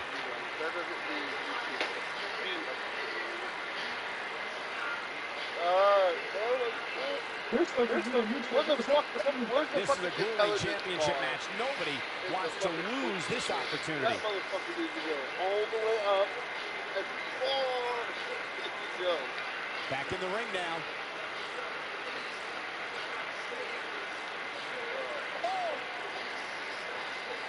Akira Tozawa. Damn, they sure did, but John... He got jumped there for that fucking stupid fucking intelligence fucking bar. Fucking cause a representation of yourself, and you are not fucking intelligent. So that bar needs to be as low as possible. Like it is. Got the reversal. Oh no, he's taken down. You know, I don't think he has much left. Talk about rocking the jaw. That might just be the final nail in the coffin. Quickly into the cover with the title on the line. Dug down deep and gets the shoulder up. He's still in this. Not sure how long this will last, but he's fired up right now. Dean Ambrose, this is going to be big. Is he done? Whoa, he lets him out. What a fool. He had him dead to rights. Here's Dean Ambrose in position now. Oh, nasty impact. And stomping away in the corner. Just ruthless. Damn, Cristo is over there woozy. Akira Tozawa taking full advantage. Akira Tozawa got the... Oh, nope, ain't no more. What a knockout punch. This man Cristo hungry. Shoulders down, championship on the line. And he got a near fall. Nah, this is 2 count. It has got to be the power of Tozawa. Go for it. Oh, Cristo taking it to the high risk. Take rent district. Oh, and he missed it. Damn, Akira Tozawa with a mean elbow. This is what makes him one of the best in the Drop business. bows on him. Drop bows. Akira Tozawa just too fast for him. A combo in paradise from out of one midair. What? This one is over. Here's the pin. Title on the line. 3. Damn. Sincere BC with the victory. Sincere change his moveset. I don't think so. I don't know. Does Akira Tozawa do the Trouble in Paradise? I think so. Somebody did. I can't remember. I can't remember. And this is how he ended it. Hold on, I know he got theme music. Ha! Ha! Ha! Ha! Yeah, Akira. I don't know what Akira Tozawa could possibly do to get over that he hasn't already done to get over, but they definitely don't care. They definitely don't care. Cause that ha-ha was funny as fuck. Yeah, he got one thing where he said, he was like, you don't know. Yo, after I, bye. And he started walking like, This guy is great. Then they dressed him like a ninja. Yeah, and that's when it went downhill. But he did used to have Omos as his big ninja. he was like, you don't know. He got him once. What do you mean? He almost was a ninja for like 2 weeks. Yeah, exactly. And then fucking Big Show knocked him out. Alright, well, that's still twice. I'll take that.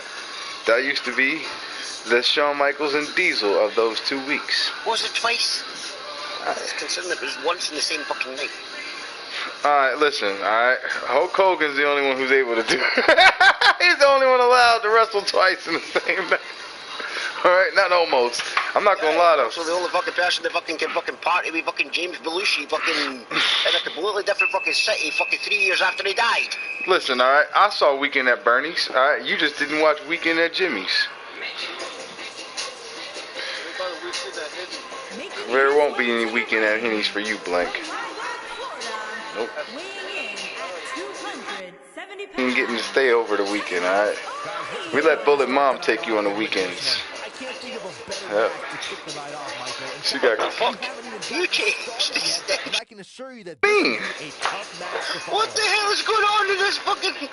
Did I accidentally go to a wrong fucking multiverse? What the fuck is going on? Why is Akira Tozawa doing Kofi Kingston's fucking pitching moves? And why is fucking Titus fucking flying around like he's fucking Kalisto? Titus wide? Yeah, it's World Slide, not fucking... It's World Glide? Yeah. It's Titus World Glide? TWG. The fuck is going on? Listen, don't get upset because you don't know how to duck that shit. You don't know when you should duck that shit or how. How? You when where? Hey, you move out the way. You can't move out the way. Titus is world glide around your ass like 9/11, nigga.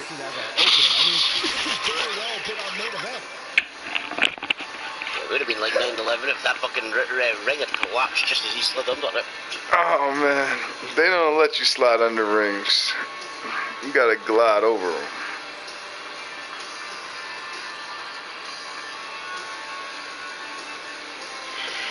Yep.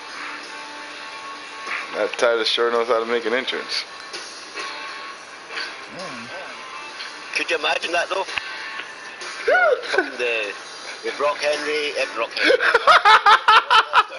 We got a lot of wrestlers tonight. New call coming soon. Bodie Bruiser and Brock Henry 1-on-1 for the TWG World Title. Just doing that superplex and the ring collapses just as Titus slid under it. Oh my god. Brody Bruiser. I'm done, man. Singles action is underway, and in this one, I wouldn't attempt to predict what's going to happen. I'd just be ready for anything. Sometimes that's all you can do. Here we go, fellas. I've been looking forward to this one for quite some I can't time. believe this guy's got on these khakis. This nigga look like Jake from State Farm. He got on some khakis. He's got on the white sneakers, though, under the khakis. That's just funny to me. That's the red Jake. The guy with the blue shorts. Yes. Yes. Oh, man, when I start... He need a red shirt if it was Jake from State Farm. Yeah, he would if it was State... Maybe it's the Subway guy. No, we ain't. We're not doing that. Jared's supposed to be locked up. They need to put Jared in that shit they had. He had dressed like him, so it should be. That shit they had Joker locked up in Suicide Squad, that's the kind of cell Jared need to be. He needs to be inside of a glass box with his arms all timed up, his face all locked up with the Hannibal Lecter shit, and then inside of a room that's got an armed guard that's outside of the glass box. Jared's a menace to society if I ever seen one.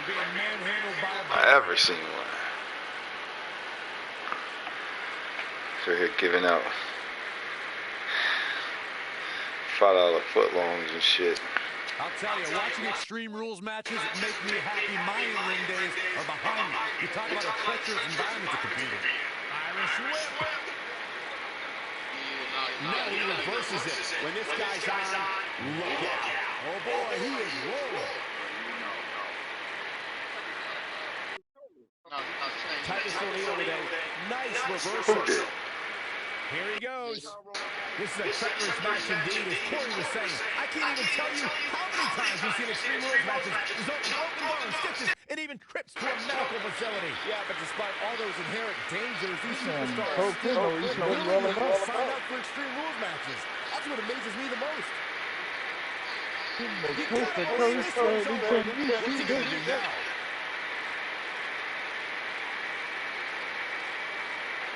can't believe it. Coldplay's going And he breaks the cover. Not yet.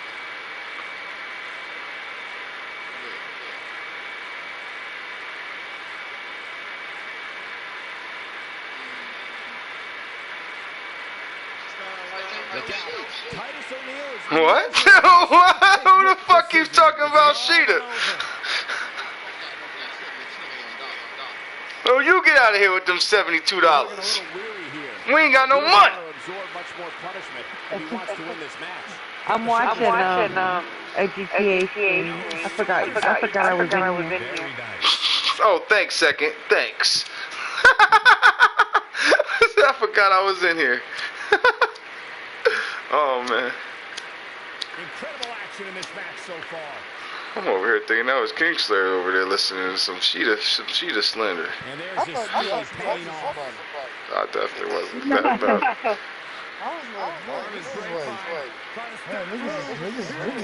Pulling up all out. I thought that was somebody in the party, like not even like their phone. I thought that was somebody else just in the party. But that was Dallas Cowboy finally pulled up. I thought for a second it was blank. He was talking to WWE 611 fans. I was about to go live. Blank. Are you getting robbed?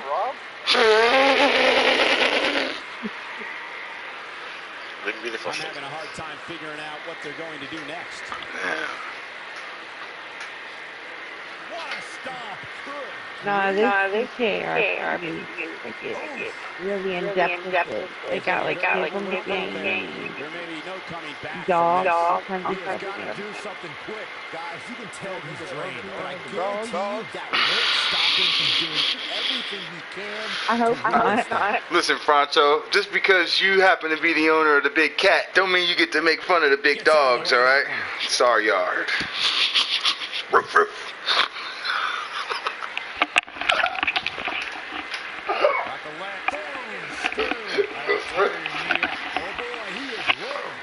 I really think this is the person. Oh my God. They're calling him Big Dog. Why wouldn't they be? Could very well mean the beginning of the end. He's a little bulldog. This could be it. Oh, he turns it around. Oh, wow. Leave it to Cole Quinn with the neck breaker. With the neck breaker. The reversal neck breaker. The most devastating move in Fight Club. These athletes seem to have tried every. Just when you thought he did the injury. ECW arena is this front. There's no weapons under the ring. There wasn't no damn tables, ladders, and chairs. Match either, and I'll tell you folks exactly why, alright? Pronto thought he was gonna make things extreme, but not on my watch, because I had the BBC come out here and pull the rug from under him, literally pulling all the weapons from under the ring. We got kendo sticks in the locker room. The budget on your WWE what the fuck logo, didn't you? If you guys on ECW want a kendo stick, we got them for the low price of $9.99. Yep, and you can rent one, and make sure you bring that shit back. I thought you said Ken doll stick there. I was going to ask what the fuck is a Ken doll? No, they're not. We got Todd doll sticks, alright? Not Ken doll sticks. Yeah, no, it was just, the irony, because Ken dolls don't have sticks. He ain't playing here. Todd dolls do. And here's the last piece of the puzzle. Damn. But it's Todd's, Your winner, These ties don't belong to you, Kingslayer. yeah, finally belong in WWE. That match is any indication of what to expect. We are in for an amazing evening. Believe it or not, that's just I'm not gonna never understand that. The Renee Young, maybe. At least it's still Renee something. This Tom Heikelkick being Todd Phillips this whole time makes me... Tom Hannafan. Whatever. I don't know his real name because he never wore his fucking costume, right? He's not wearing his costume. I didn't know he was an actor. I did not know. See, there's how you know how bad it is for the company that wants to fucking, trademark a commentator's name just so they own his life. They didn't want him to get over anywhere. Say what I tell you to say, damn it. And you'll not get famous for anybody else because of it. Damn, I had no idea. I'm surprised you come up with it. Listen, I knew. Listen. We gotta be honest, man. See, it reminds me of. Do you remember when they took fucking? They had the WWE court and Vince was the judge. Yeah, I do. Remember that when Maria fucking was supposed to be stupid and everything, and then came out with all the fucking like smart answers. Yeah. They confused everybody. Yeah. And they had Chris Masters fucking going up to fucking thingy for Eric Bischoff to fucking, be a character witness. And Vince dismissed him because he's like, no, I know this guy's committing perjury because I know for a fact his real name isn't Chris Masters. Now it's Chris Darden. I gave him that name. You're dismissed. Oh. Basically, everybody that was going to say something nice to Eric Bischoff got dismissed. Damn, that's and then Eric politics. Bischoff thought he was going to win because fucking Maria was up and Maria was stupid. And then she came up with all the fucking big fancy words and everything, confused everybody. Did that shit right, though. Why did they got X-Dog up here doing this? That's weird. I didn't think he was in the tag team in this group. What is going on your show? It's got guys who are not in tag teams. There's another show in New Japan. New Japan did not care about borders because they were at Warface Tony, who's not under contract anywhere, in a rivalry with Tara, who I don't think he's even been in action since the draft, but will be this week in the retirement home. Alright, now is this show still canceled? This show's still canceled, right? Alright. Yes, for the time being. Great. Alright, Blank, that means you're in charge, Blank. Yep, you could book any... No, it fucking doesn't. What do you I mean? can still book the fucking show. No, you can't. It's canceled. It's still TNA. Alright, well, we could un-TNA because it's canceled. TNA's canceled. Yep. We're going to House of Hardcore. Hey, it's not TNA. It just says the TNA's canceled. This is House of Hardcore. Yep. And Blanky Dreamer, it's your, this is your life. Yep. Yeah, because the TNA general manager, you could book Impact, but that ain't got nothing to do with this. TNA's canceled. Alright. So, Blank, what you booking? Let me tell you. You could book. We gotta be fair to everybody, though. No, it's just Blank here. Yep, well, I guess we gotta go with Blank. Damn, this is worse than when Nacho had to sit in for Hardy. Alright. So what you thinking, Blanket?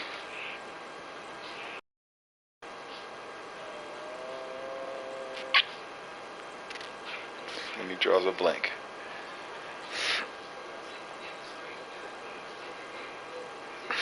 Alright, fair enough. Okay. I guess since the show's canceled and everything, I guess I'm gonna have to step in and book the show. And why wouldn't I? Who we got in the chat? 4 real ones in the building. Alright. Second chance. I need answers. Alright. I'm gonna get you some answers. She wants answers from Fro. Alright. I know Fro specifically called out Roman Reigns the other day. Alright, but he's not getting that. Nope. No, that was King Sir who called out Roman Reigns. Yep. He said he was going to break his hand. Yep.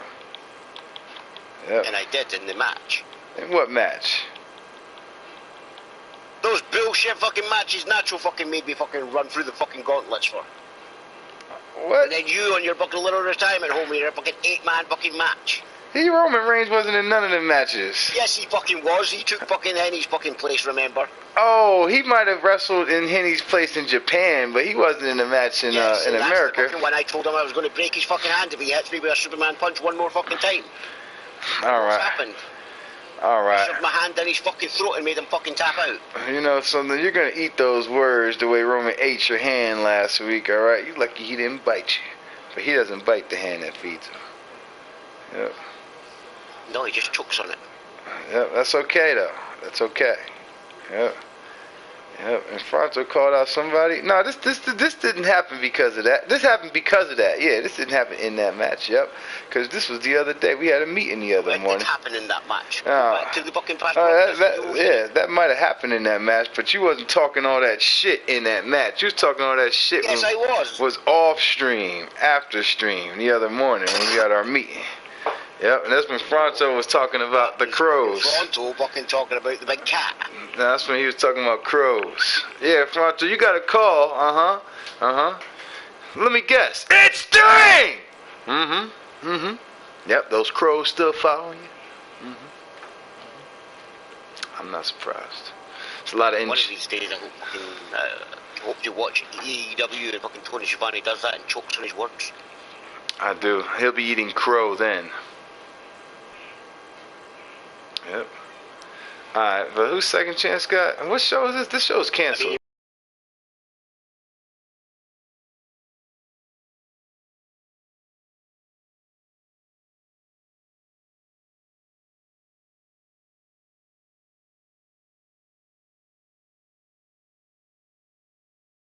Alright, there you go.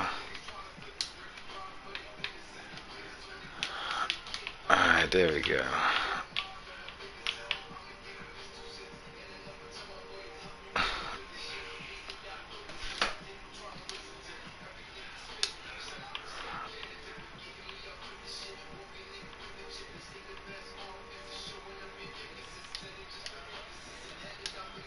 Let me see something.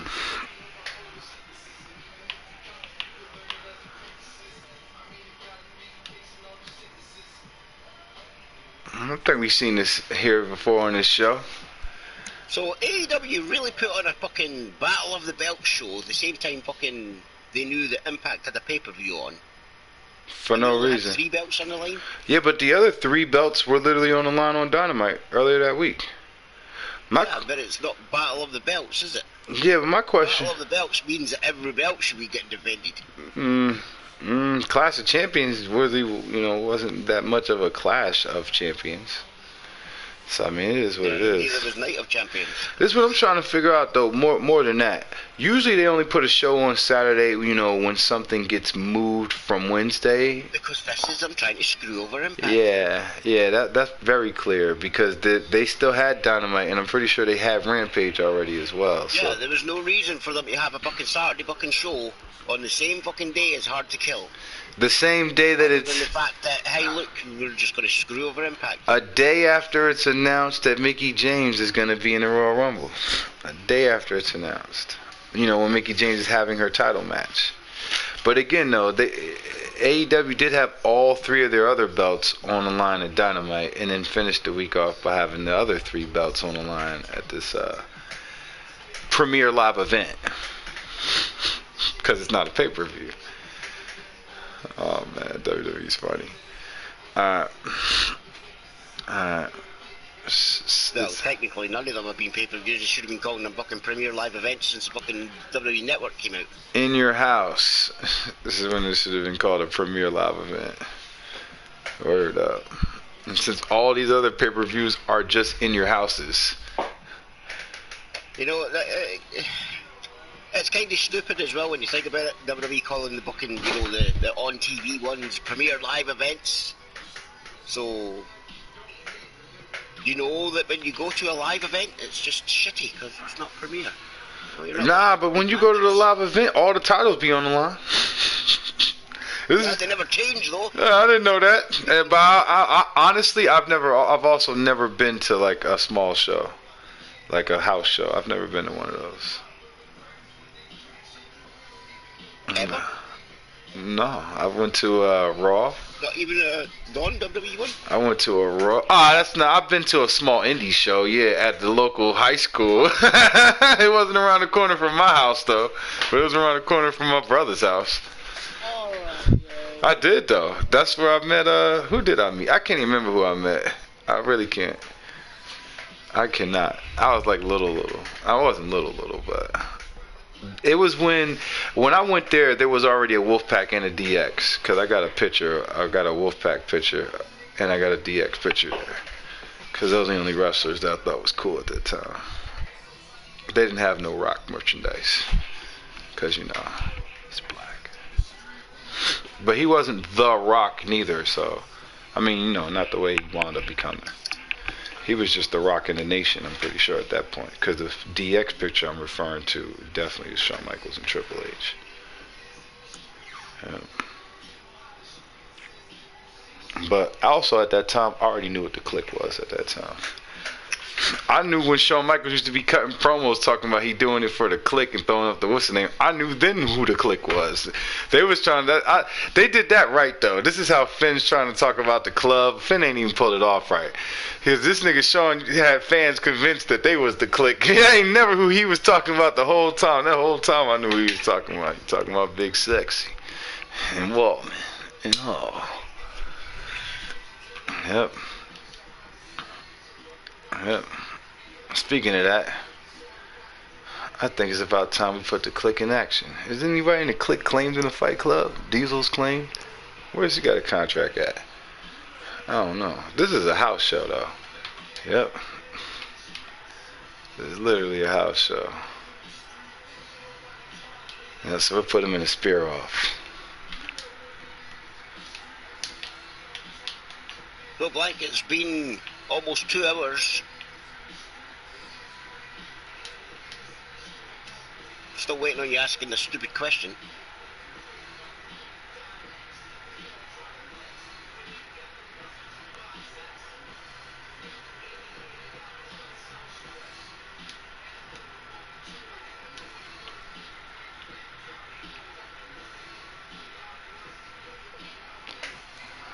Yep.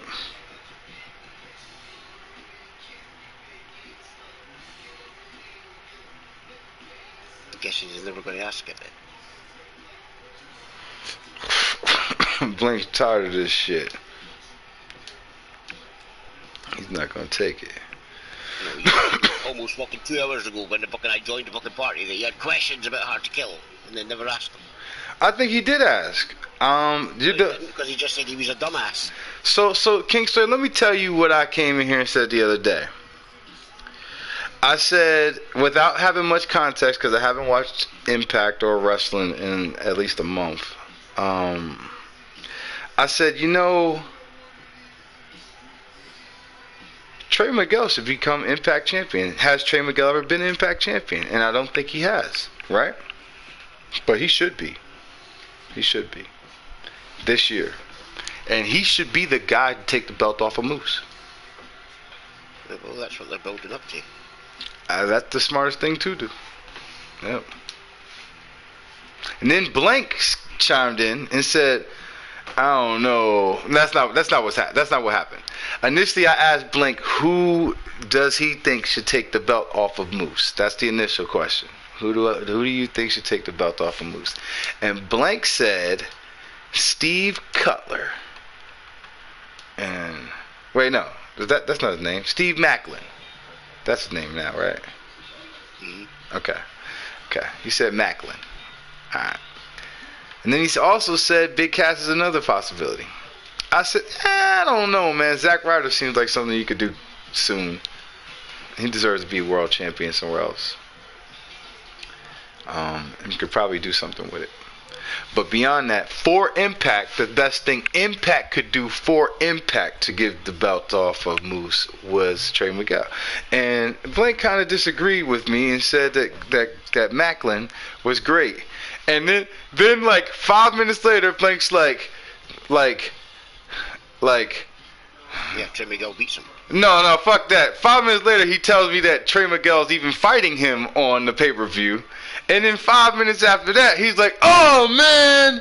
He's like, it was a great match for a terrible ending. I'm like, so you mean to tell me that the guy I said should get the title off of Moose won the match and beat the guy you said? It was interesting that they was even in this match, and I didn't have no knowledge of this. Blank didn't know that I was about to put over Trey Miguel or nothing. So it was just even interesting that this became the debate, and they were literally either having this match or about to have this match while I'm thinking about this shit. And ironically, the guy that I said that I thought would be the best choice for Impact moving forward. Literally beat the guy he thought that would be the best And chance. that's the reason that fucking Trey re-signed with fucking Impact when fucking, the Moonsault Kids fucking went to WWE.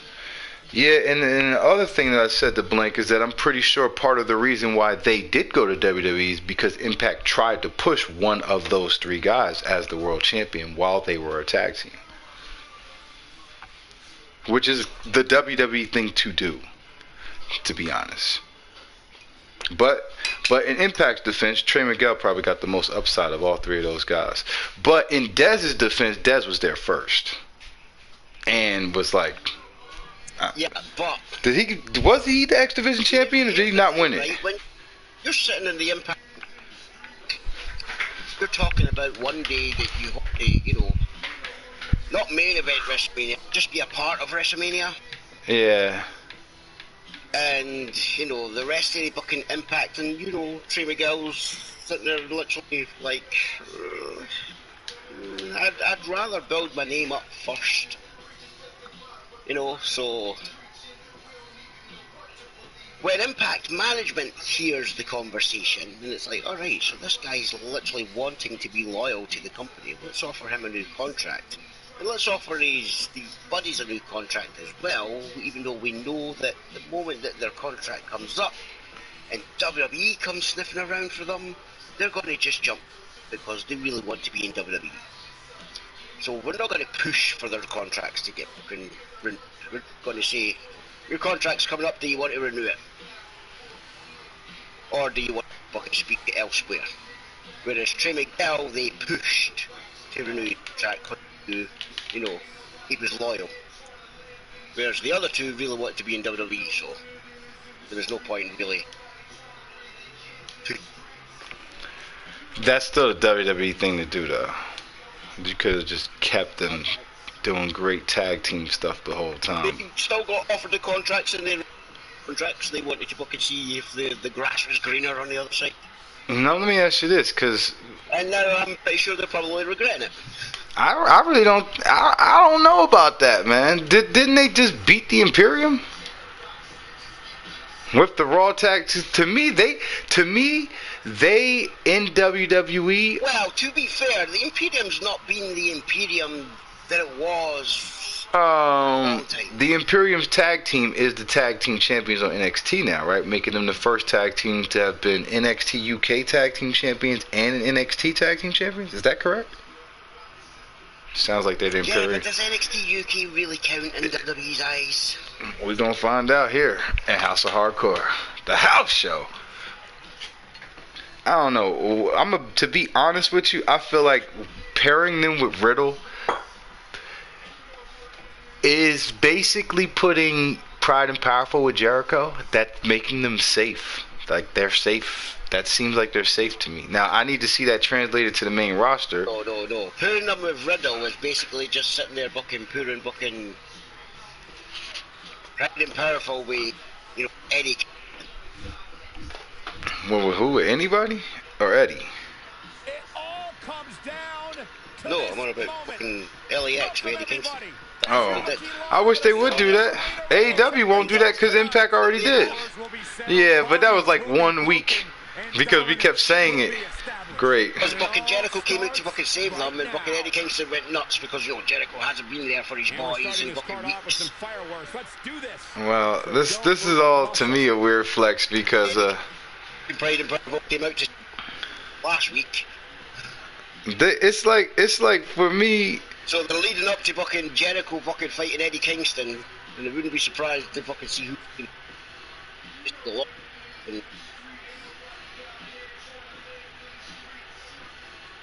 So Eddie Kingston's probably not been the, Pride and Powerful when they've been getting beat. After Jericho just makes his return to hear his theme music. And then when Eddie Kingston comes down with Pride and Powerful to fucking help Jericho, Jericho looks like he's about to start attacking fucking Eddie Kingston.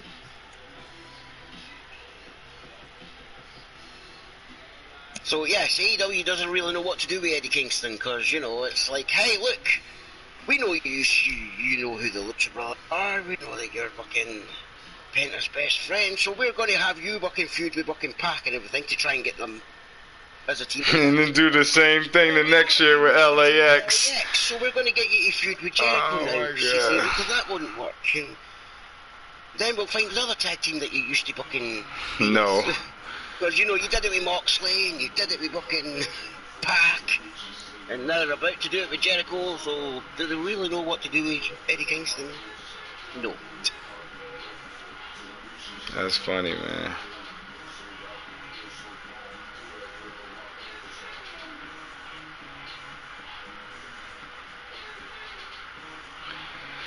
Oh, this is interesting. But it's nice to know they're really living up to their WWE Junior name with all these roll-up victories now.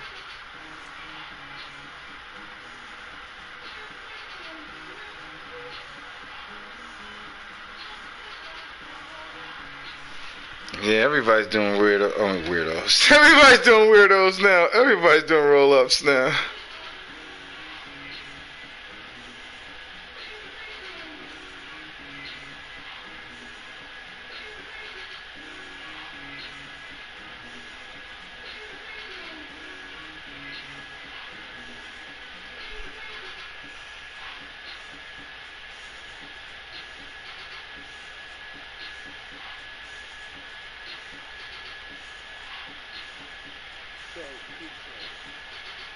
Making his way to the ring from the land of the rising sun, weighing in at 137 pounds, the world's classic all-star extreme wrestling champion. Be specific. Oh, he's talking about Macklin. I mean Trey Miguel already. All right, so that's one. Who's the other one? Josh Alexander. Who won that match? Who did win that match? Josh.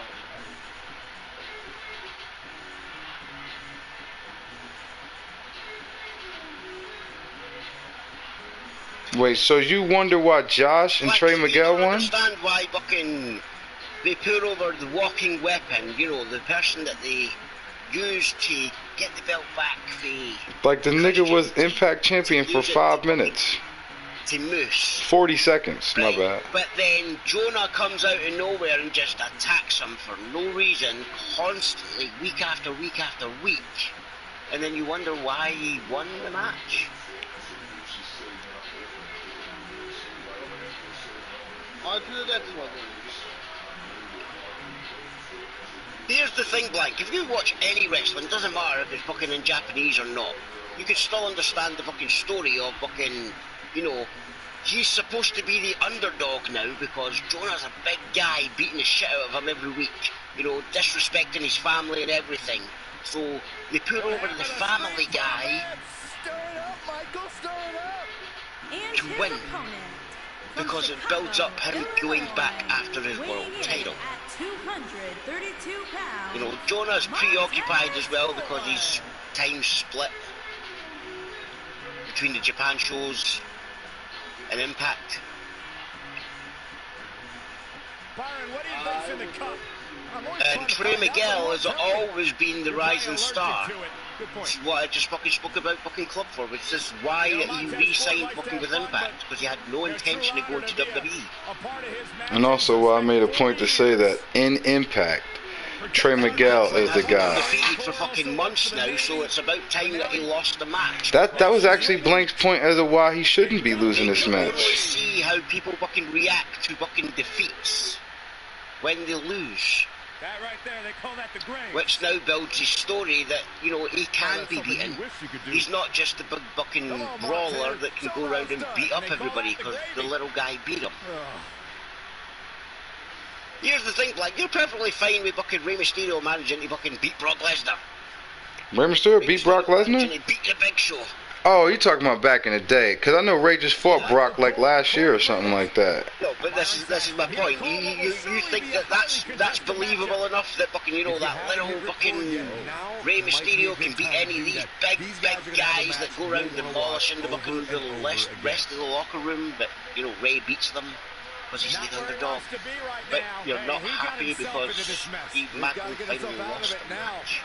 Well, Steve Macklin is like incredible apparently, and it's not that he's somebody's boyfriend. But he has to fucking learn how to fucking take a defeat. But the dude's been there for like 2 weeks. That's like, no, he's been there he's been there since fucking almost 6 months now. That's great, but Trey Miguel has been like the guy in the wings for a minute. This is my point. Impact did a good fucking job of fucking making fucking Steve Macklin a name blank that you remember. Because what did WWE ever do with fucking Steve Cutler? Exactly what they should have. I'm not going to sit here in front, bruh. You said he's been there 6 months, but I was watching Impact 6 months ago and 5 months ago and 3 months ago. And 2 weeks after Deonna Purrazzo. No, she's been there for like 2 years. So he showed up after she did what? Lost the title to Mickie James? Like, what are you saying? She won the fucking title. Oh, okay. Well, I wasn't really paying attention that far down on the card because to me, you know, she's like a once-in-a-generation talent, and that's just her boyfriend. So I get that he's worked himself with the undefeated streak, which is a push. So he's gotten a push. Yeah, because he's a brawler. You know, he's the whiskey-drinking fighter. All right. But as far as the World Championship, I thought that in Impact you should have to probably go through like a couple of divisions because, you know, they know how to book you. But when Blank said the World Champion, I thought it was way too soon. The X Division first, which they already did with Trey Miguel. Yeah, well, I'm not talking about with him, but as far as getting the World Championship. Tag fucking division, so he is fucking, like, if you watch fucking Impact long enough, you will see what they are doing. He is getting the AJ Styles treatment. He's getting the fucking Christopher Daniels, the Kazarian, fucking Eric Young treatment. They will put him in every fucking division that he is happy being in because they will ask him, you want to be in the fucking tag fucking thing this week so you can get fucking matches. Because there's too many single storylines at the moment and you're not in one, so we need to fucking keep you relevant, so we'll put you in the tag fucking storyline at the fucking moment. Because they know how to book. See Chris Bay. That can lead into fucking the X Division fucking match. See Chris Bay. Yeah, well, this is why I wasn't really with this new guy who I haven't seen do anything ever. Steve Macklin. Jeremy Macklin. I wasn't really with I couldn't see why Blank was saying give him the title off of Moose, because I'm like, if you'd have said Ken Shamrock, that makes sense. I say in the future. Okay. Well, I'm not saying Trey Miguel should win the title tomorrow, neither. I'm just saying if they do a feud that takes the belt off of Moose, who should be the guy to do it? And you said Macklin. I'm like, all right, well. But now that Kingslayer said that he's like a knockout artist, well, you said him and Macklin. And I said... Do you want me to tell you who's going to take the belt off of Moose, Blank?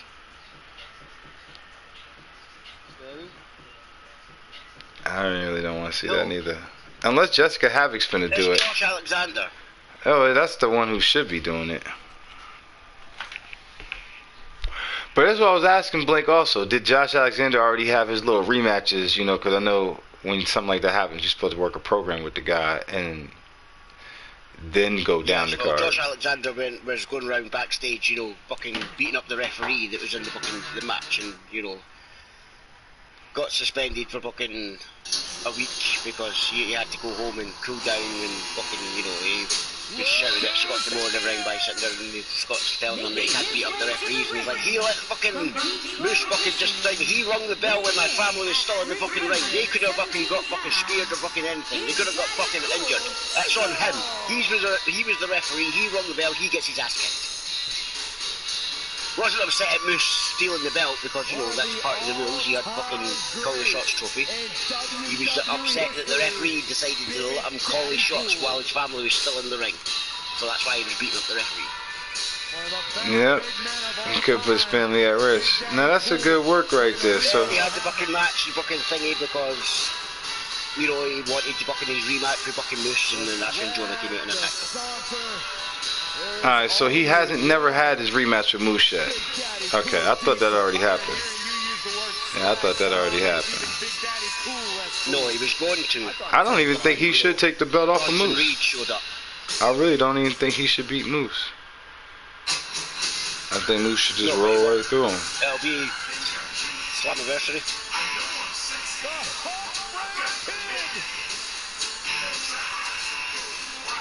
And his opponent, first, from San Antonio, Texas, weighing in at 227 pounds, the Heartbreak Kid, Shawn. Because, in fact, they're still trying to convince Kurt Angle to come back.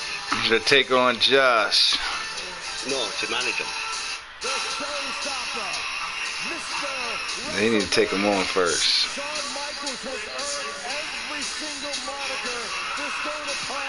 Well, Kurt Angle actually is officially retired from wrestling. That's why he never fucking went to Bound for Glory. He doesn't want to be in the ring, but in fact wanted him in the ring, so then there's the leg go. If I just a manager's role, he can come back to manager.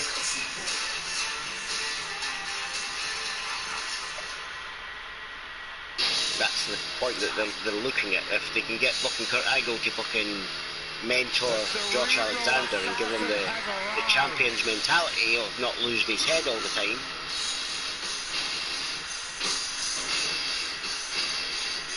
You know, plus it officially fucking allows Kurt to pass on the ankle lock too. And it allows Kurt to officially pass on COVID. Please stop, man. From Greenwich, Connecticut, weighing in at 255 pounds, the Game. It's all about the game and how you play it, and nobody plays it better than Triple H. Oh, the cerebral assassin, the sadistic son-in-law, the chairman of WWE. So many incredible moments created by this man and etched in history. If there's one thing we have learned about Triple H, he will do anything and everything to advance his career.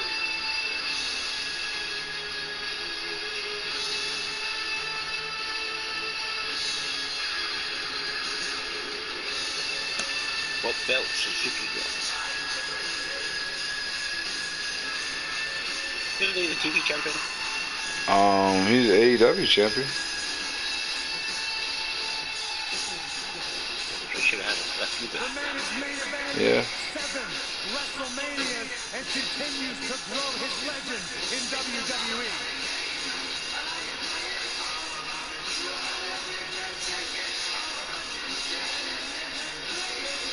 From the midnight workouts to the endless dieting, Triple H prides himself on always being ready.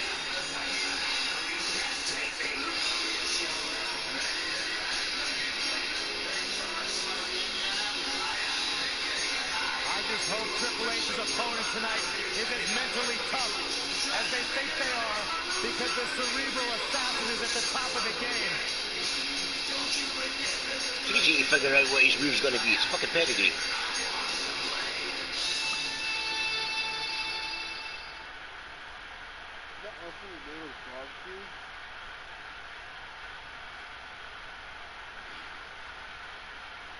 Big elbow. Everything that's transpired has led us to this very moment. No one is better in the throes of battle in a do-or-die situation than the showstopper, Mr. WrestleMania, the Heartbreak Kid, Shawn Michaels. Sweet chin music. Boom! That should do it. Well, you do have my match here. Down he goes. That'll do it every time. No, the spear off? Jackknife powerbomb. Man, I think mine is slightly different. Mine's is finisher only. Yeah, that's what this is. Start on me the 3 finishers, so they literally just start the match. What are you talking? That's my match. This is the spear off. What are you That's my fucking match with the fucking bar fucking fights. I don't think this is Alright, yo. Alright, yo. Go back to my back and past broadcast, you'll see it. The Orange Cassidy was undefeated. Literally would win in seconds. What a strike. Right on the mark. Well, the difference is you have it out 2 out of 3 falls, don't you? Yeah, of course. That's a spear off.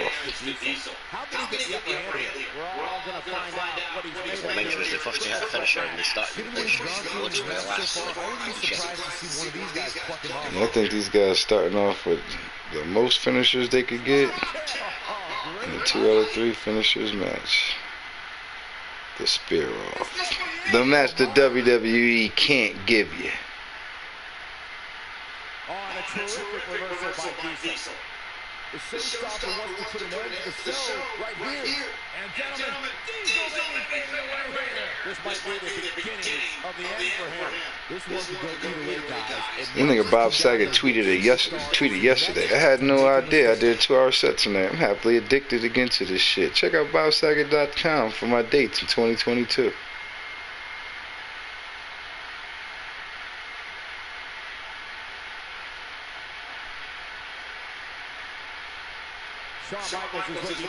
Which will all probably be cancelled due to fucking COVID fucking insert name variant here. It's pretty remarkable that he's even still in this match. Man, I heard there's gonna be a variant dropping April 19th. Yep, think I'm dropping the album too. Right.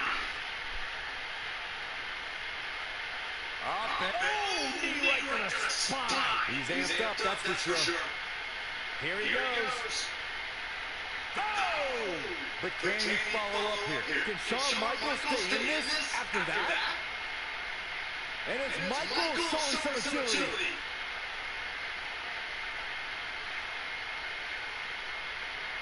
Diesel just too quick. And it's Michaels showing You know the one thing that surprises me that AEW didn't hire after WWE fired them? He's making a statement here with Cool. this. I'm surprised they didn't hire Jim Johnson. Oh yeah, well his price probably too high. They tried to get what's the name? Well, at least Cody's clout chasing ass got what's the name? What's them boys? Cause ain't nobody fuck with them since Cody's joint. They did Zack Ryder theme. They probably did Zack Ryder's new theme though. Well yeah, but that's old. That was like the first one they did. That and Dolph Ziggler's too. But I don't think nobody's used them yet since then, right? No, that's because they are in it. Here's another take of some of the more memorable parts of the I think they only do Cody's one, don't they? It's just funny that Cody fucking moved back to the original one and got rid of the fucking Sasha Banks theme. Check him out here. Yep.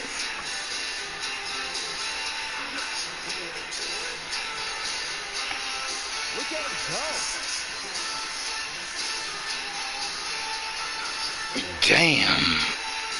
Damn, Ja Morant is a fucking monster. What the fuck? He jumped up here and stopped somebody from scoring. That was Avery Bradley. Damn. With Westbrook right there, I think. Yep, that's Westbrook That right was there. the only problems you had with fucking Hard to Kill Life.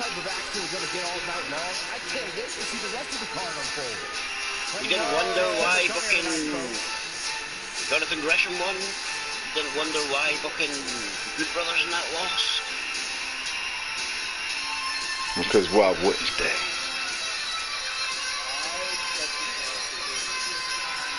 Well, he's like the champion already, right? Yeah. For a company that doesn't even exist, right?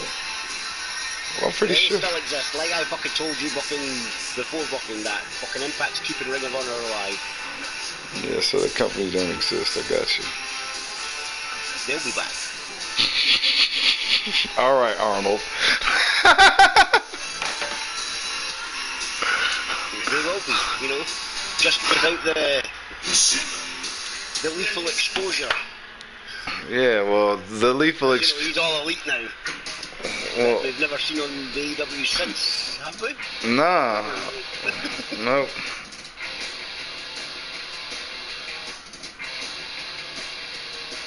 I did like the ROH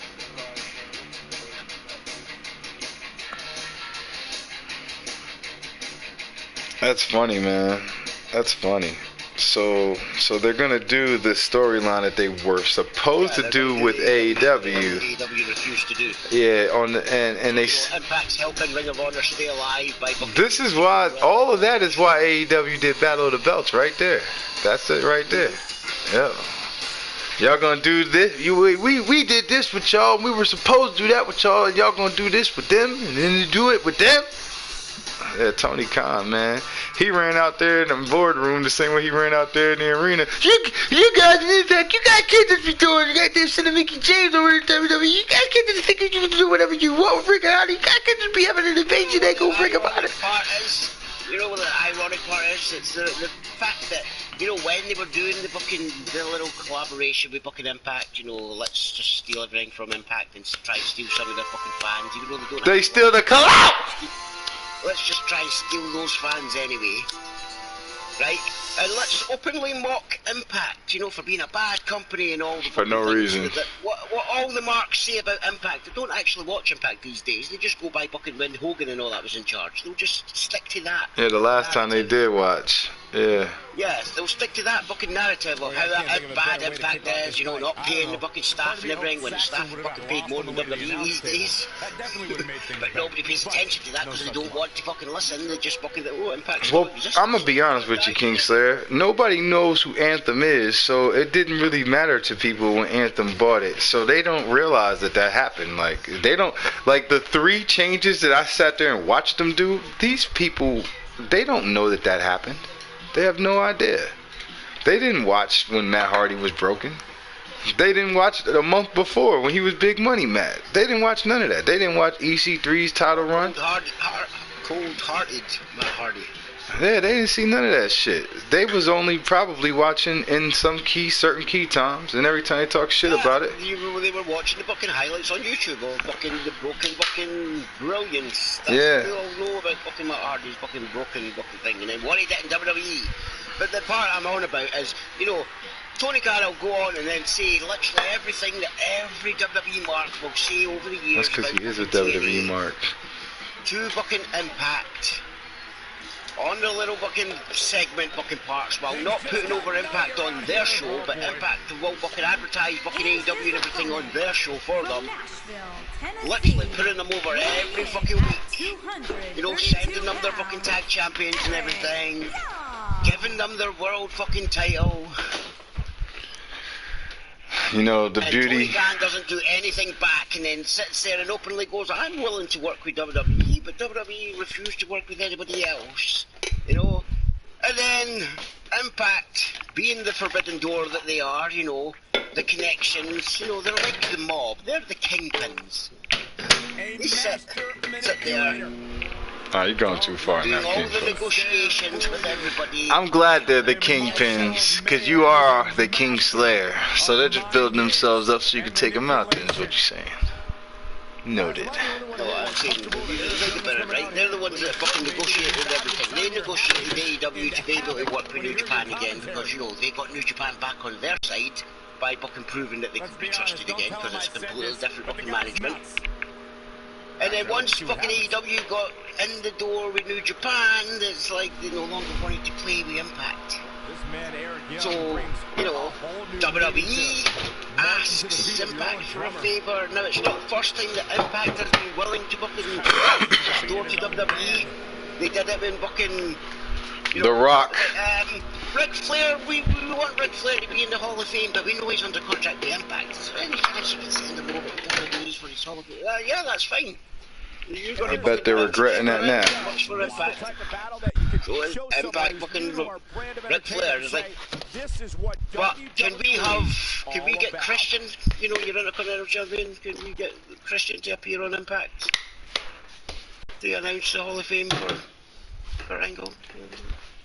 Please. It's like, oh yeah, there we go, here and Christian appears on fucking Impact. WWE just didn't allow me to take the Intercontinental belt with them though. But they allowed them to appear. Then they had that table for 3, you know, fucking AJ Styles and Kurt Angle and thing. You know, so they're talking about fucking all the favourite matches in the ring. WWE actually fucking, credit to them, sat there, if you want to watch any more of fucking Kurt Angle versus AJ Styles, then watch Impact Plus. Oh, they did it right. And also, now WWE realises that Impact is the fucking person that has every other company's fucking doors open because, you know, they work with every fucking other company. So, hey, you look, we did really bad by Mickey James, and we all her got a stuff lot in of the bad trash bag. publicity for that. And we know that you've mocked us over the years. Part of the outside. But can we have Mickey James for the Royal Rumble? We'll even announce that she's the Impact Women's Champion. But yes, she'll even bring the belt out. How about that? Will you allow her to fucking bring the belt out to fucking the entranceway if she's still the champion? Let's not get ahead of ourselves, Cole. This is That's why I said bump in the road for him here. She has to come out to hardcore country and not that silly fucking Hey Mickey fucking instrumental that WWE used. With the claps in it. Hey Mickey! From the top rope. Yep.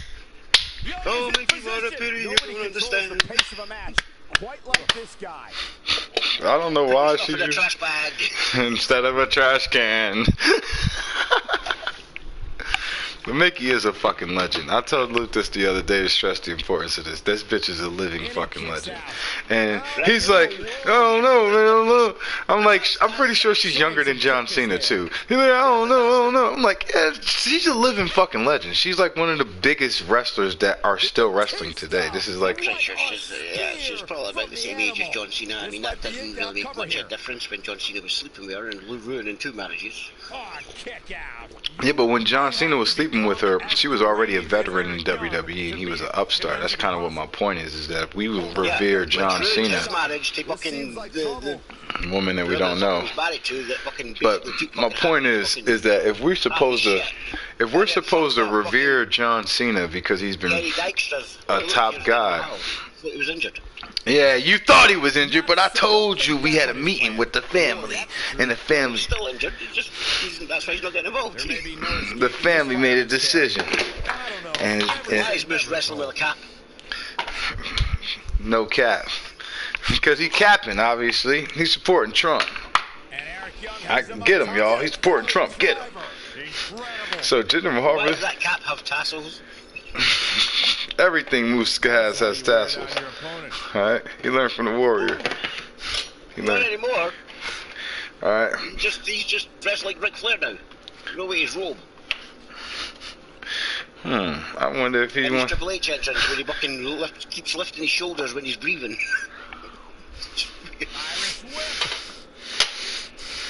Ironically, he has that fucking Triple H fucking theme music at the start fucking as well before his fucking actual Moose music kicks in. Oneself? Is this on? He's struggling a bit here. Moose! The classical fucking music. This match is trending in a bad direction for him right now, guys. He's going to want to make some changes if he wants to stay in. He has to be disappointed in this performance. I think we got some new theme songs coming, y'all. This is Moose with his Triple H music. Oneself? Is this on? Moose! Where are those guys at? How come those guys stopped making theme songs? Behold the moose. The moose of moose. The moose of moose. Oh man. It's time to bring the moose. It's all about the moose. How you moose it. Oh man. You know what's ironic? Moose are Canadian, aren't they? Yeah. Yeah. But mostly like in like North America, it's Canada that has the moose. Right, and Anthem is a Canadian company. Just trying to say, King Sir. I'm just saying, is there any fucking thingy that they would back Moose? You know, there's a reason why, you know, Hardy and all this fucking thing thought Moose was going to go to WWE, and I told him he was fucking stupid because he just signed a new contract. Like, no, he's not. Look, I'm reading it. Stop reading everything fucking here online. Dave Meltzer's wrong most of the time. There was. I got tassels. Alright, that's his do-rag, okay? Goddamn, he's got it on under the hat. Well, it looks like fucking the hat has fucking tassels. I'm just as shocked as everyone else, Cole. Man. Oh, man. This is fucking hilarious. Out of the way there quickly. Taking quite a beating here. I mean, it looks to me like he's almost completely... Yep, House of Hardcore is just taking a turn for the Moose. from losing this match. There is no one thing that neither man of this team and we see it Well, hold on, Blank. Hold on. We can talk about that after stream, off stream. That's the way. Yep. Yeah, we were trying to watch the pay-per-view with our vice presidents. All right. I think he meant to say EVP. Yep. Yeah, why didn't you just go to YouTube? Yep. On YouTube. King said I saw women are wrestling on 205 Live. Lots of them. Yeah, that's because they're not 205. Yeah, they don't weigh 205 pounds. It makes sense. Yeah, they weigh like 105 pounds. Also saw Odyssey Jones wrestling on 205 And Live nobody too. else can wrestle on 205 Live. Odyssey Jones. Yeah, who cares? They just put anybody on that just fucking to appease fucking their Hulu fucking connection. Now let's get another look at some of the high points of that one. It's like main event. When is there ever a main event on main event? I remember when it used to be. I was watching the episode of Heat the other day. Main event. Jeff Jarrett and The Rock. Yeah, they really need to fucking change main event to just concessions. But, you know. The concessional. Fucking people are. They fucking wrestle on main event. Check them out. Yep. I mean, they could have called it catering, but you know, WWE doesn't do catering anymore, so it's just a concession. They just all hang around the concessions. It's like the WWE got rid of Andy Reid and brought in Chip Kelly. And got rid of Taco Tuesdays and everything. Then they got rid of Deshaun Jackson. This is a really good a really good comparison, though, ain't it, Blank? They got rid of Deshaun Jackson, LaShawn McCoy. They got rid of all the talent that was in the WWE. They got rid of Taco Tuesday. That's all the things Chip Kelly did. And I made jokes about this for years and years. I was like, Andy Reid, his players ain't playing that well because he keep giving them free burgers every Wednesday. And the Eagles fans thought I was joking, and I kind of was. But it turned out all that shit was true. Chip Kelly came. He changed everything, and them motherfuckers sucked for it. You know what? You know what's stupid about this though? Especially when people, you know, re-sign contracts, like Kevin Owens. Re-signs his contract for WWE. But before he re-signs his contract for WWE, he's open to criticising them, because, you know, the storylines are stupid. Who threw the pie in Kevin Owens' face? Like, he's not going to know who did it. What she basically said. Like, why don't I even know who the fuck did it? I'm pretty sure I would see somebody throwing a pie at me.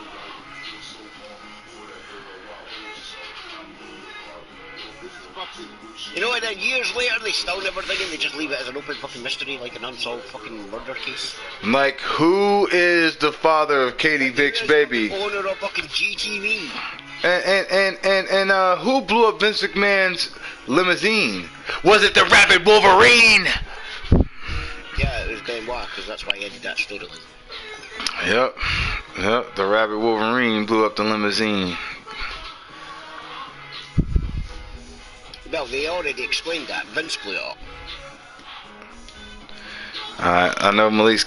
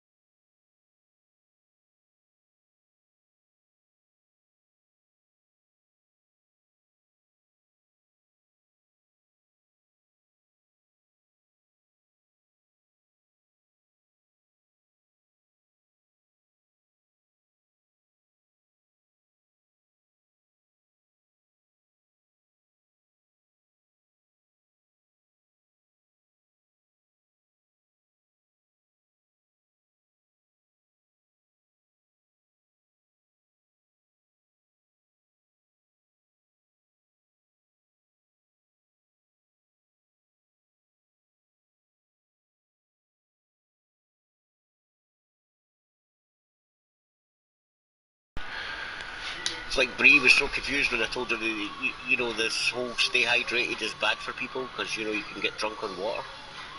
Yeah, but you gotta drink. That's doing way. If you do what Bree tells you to do and constantly fucking stay hydrated and you're constantly drinking fucking water, you're fucking filling your body with too much water, which then fucking gives you the same fucking thing as alcohol poisoning. Yeah, I believe yeah, it. you'd have to be sitting there drinking gallon after gallon after Yep, gallon. you'd have to go hard. It's the same thing with chocolate. It can get you high. But you'd have to eat 25 pounds of chocolate to get high. But it will get you high.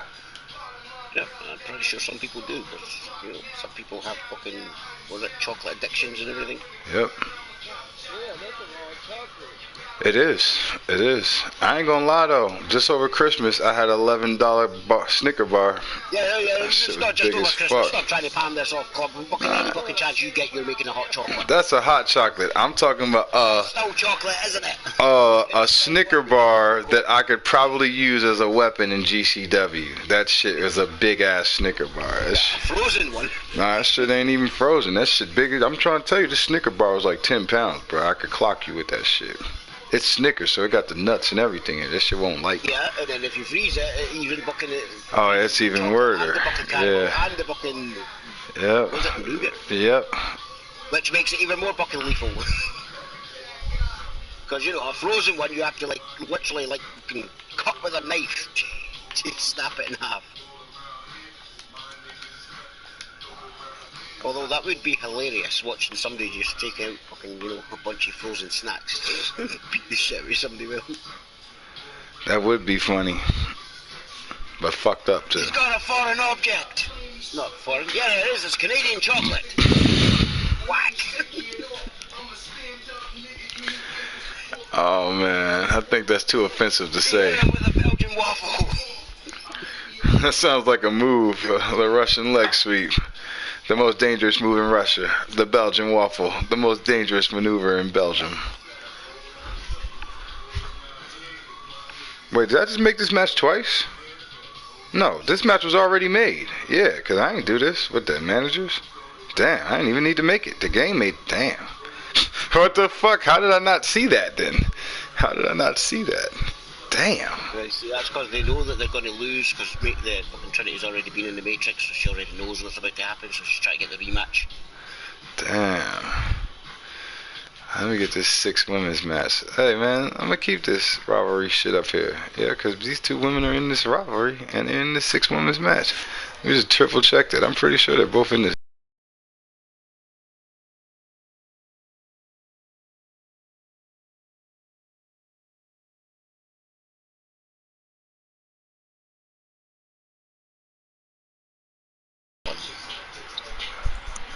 I hope they sound. That's. Explains why all the shows turn shit. You want to know why this is funny though? Because just this past week, what was trending on Twitter was how when after CBS got rid of the CW or something like that in 2006, how they basically got rid of all the black shows and it basically just became like One Tree Hills.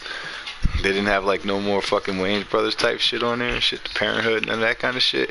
And they basically said a lot of black people on Twitter felt like the CW got gentrified into a bunch of white shows. I mean, I'm really thinking about it since that's like the network that I primarily watch, you know, on regular TV. There's some truth to that. It's kind of similar to how, what was it? Wait, so you're saying that they moved it from CBS to the CW, and the CW stands for just clearly white? I didn't say that, and I don't think anybody on Twitter the other day, out of the millions and millions of people who were complaining about this, even figured that part out. Damn. Oh. Wait. Interesting.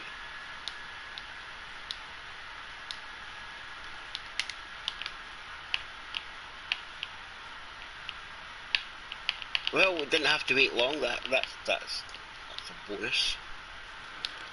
Okay. That is a bonus. Guess what just started? I'll give you a clue.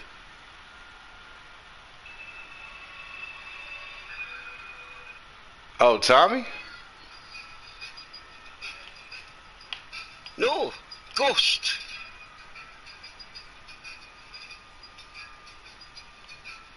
Next week?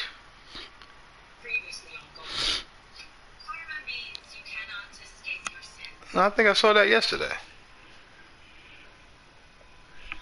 Is it? Yeah. Yeah, I definitely saw that yesterday. It just fucking showed up on my booking. I ain't gonna lie, this thing did take a minute for that, but Lou had downloaded it before, like, yeah. So I'm guessing that wasn't the season finale then? Nah, I won't. Mid-season finale. Yeah, he told me he took 3 weeks off.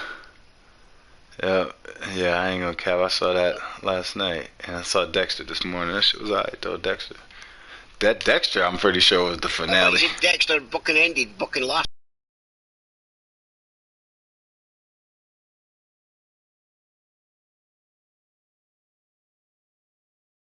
Conversation where I fucking asked if it fucking was a continuation of fucking the old one or fucking if it was a remake and fucking thing, and you're like, yeah, well, the season finale is fucking this episode coming up. I was like, well, I'll just fucking watch it all fucking when it finishes. Well, you should definitely pull it up now. Yeah, I was saying the season finale was coming up, so you should watch everything before. Yeah, but that was last week. Yeah, I know. So you should have watched all of that and then watched last night. That's what I was saying. Like, sure. No, maybe I'll just do a club and watch a recap. All right. Well, I promise you, this one season right here is probably better than a lot of other things that's got one season. Cause I still ain't seen Punisher season 2, but I need to though. Yeah, you'll need to before Punisher season 3 starts on fucking Disney Plus. Yeah, in 2029 and shit. Hey, the XFL comes back next year. Allegedly. I will single-handedly cancel fucking Disney. I will do it all by myself. I know you will. You will cancel your Disney Plus subscription. It's about all you canceling, Blank. Yep. You ain't cancelling fuck all, Blank. There was nothing wrong with the Punisher. No, I'm just saying they better not fuck it up. That's what I'm saying. Gator don't play that shit. They're going to fuck it up. They're going to take 2 stories and mold them.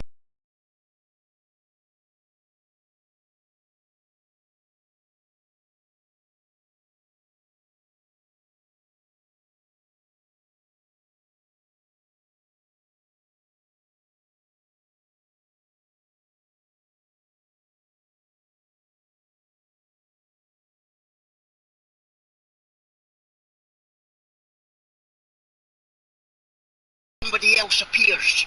He's always fucking there with somebody else. He appears in their stories and they appear in his.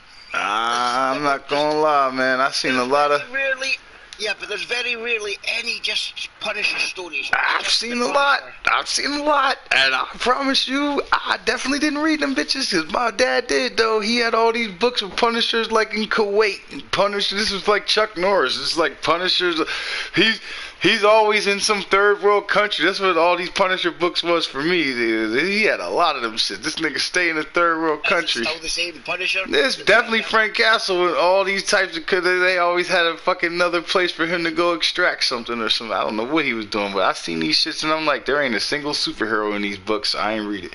The only time I would read would be when it's Spider-Man and the Punisher. That's the only time I would pull it up. That's why I didn't like Punisher in his own book.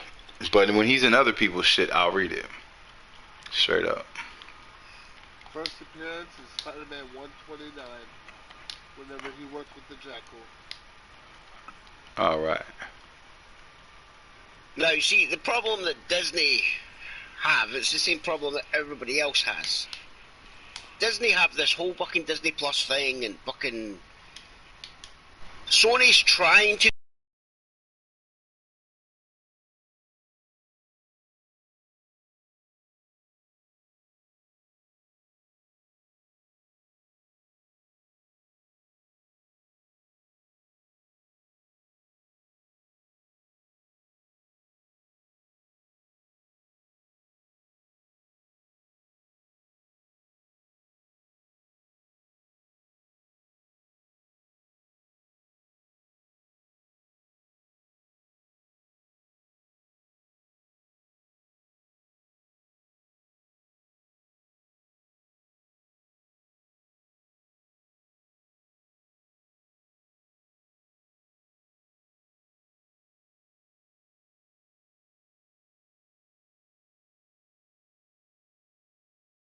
magically they're going to save the day. It's like, just be the villain.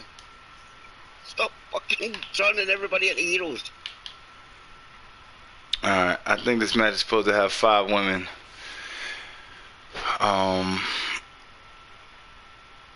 But we're gonna add a 6. My point is, right? They could have a fucking. We're adding They did Mickey this with James. fucking Hawkeye, so they could have a fucking a Kingpin show called the Kingpin. That has all the heroes in it. I got you. That is basically just him being a fucking Kingpin and, you know, going through dismantling all this fucking stuff, which leads into the next fucking show for the heroes fucking then fucking that the Kingpin's involved in. So you've seen all the bad stuff that he's done, and he's not been fucking reprimanded for it, you know, until the next show, where they fucking try and fucking get him arrested. There's the hero fucking there, so you get the both points of views. But no, they just want to fucking stick him in as a bad guy for fucking Hawkeye, and then stick him in as a bad guy for fucking Echo, and like, give him his own show. Because you're just going to stick him in as a bad guy for Daredevil as well. Now, I just want to ask you this now, okay? Because I think that's a great idea. But when they do that, are you gonna not be mad that they're not paying you for giving them this idea? Because, like, I'm pretty sure the guy who's gonna steal that idea tonight and tell them this next week is definitely gonna get paid. Less because Disney got the money to fucking be able to settle it, of course. He's definitely getting paid. He's gonna bank his career on this right here. Yep. Yep. And I think it was Becky versus who? Maya Lynn?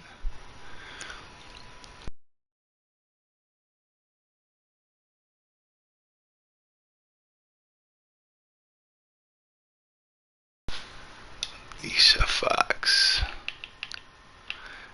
Yeah, that's kind of interesting to me, though, that these guys never read comic books, because these dudes in Hollywood are, like, clearly fucking nerds.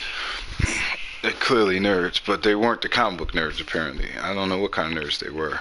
Maybe they did, like, science shit and built bottle rockets and shit like that, but I didn't do that. I played basketball and talked to girls. Yeah, they were clearly the computer programmers of the ring. So they do all the animatronics. Animatronics.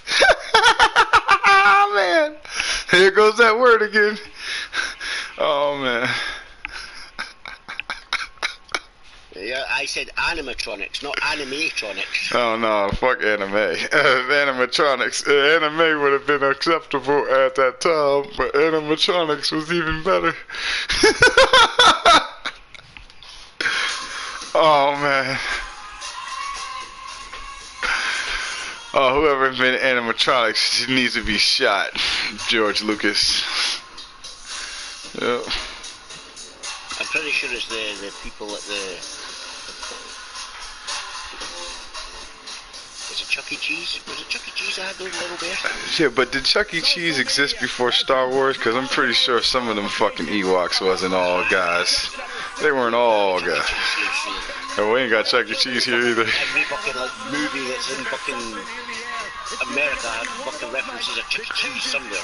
Yeah, Chuck E. Cheese is a great spot locally if you got one nearby. Mostly because it's an arcade. It's really great if you don't have an arcade. I'm pretty sure I watched a fucking movie where Chuck E. Cheese is the fucking point where fucking, you know, the dads get to pick up their kids at the weekends. Damn, that's fucked up, but that is kind of true. Just pick them up from the Chuck E. Cheese. Like, alright,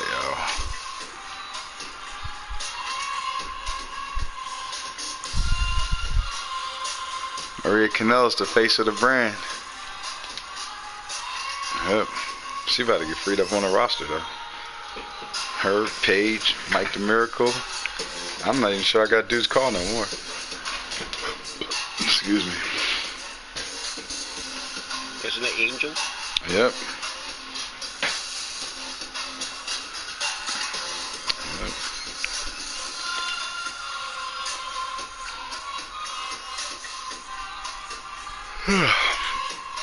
That's crazy. That is crazy. So I wonder what theme music Summer Rae's going to come out to the Royal Rumble, since, you know, they gave her music away. Well, that person they gave it away to ain't there no more. Exactly. So it's up for grabs. My point is, it's going to confuse the little WWE marks that are there that are like, oh, she's back. Oh, wait. That's not Summer Rae's theme.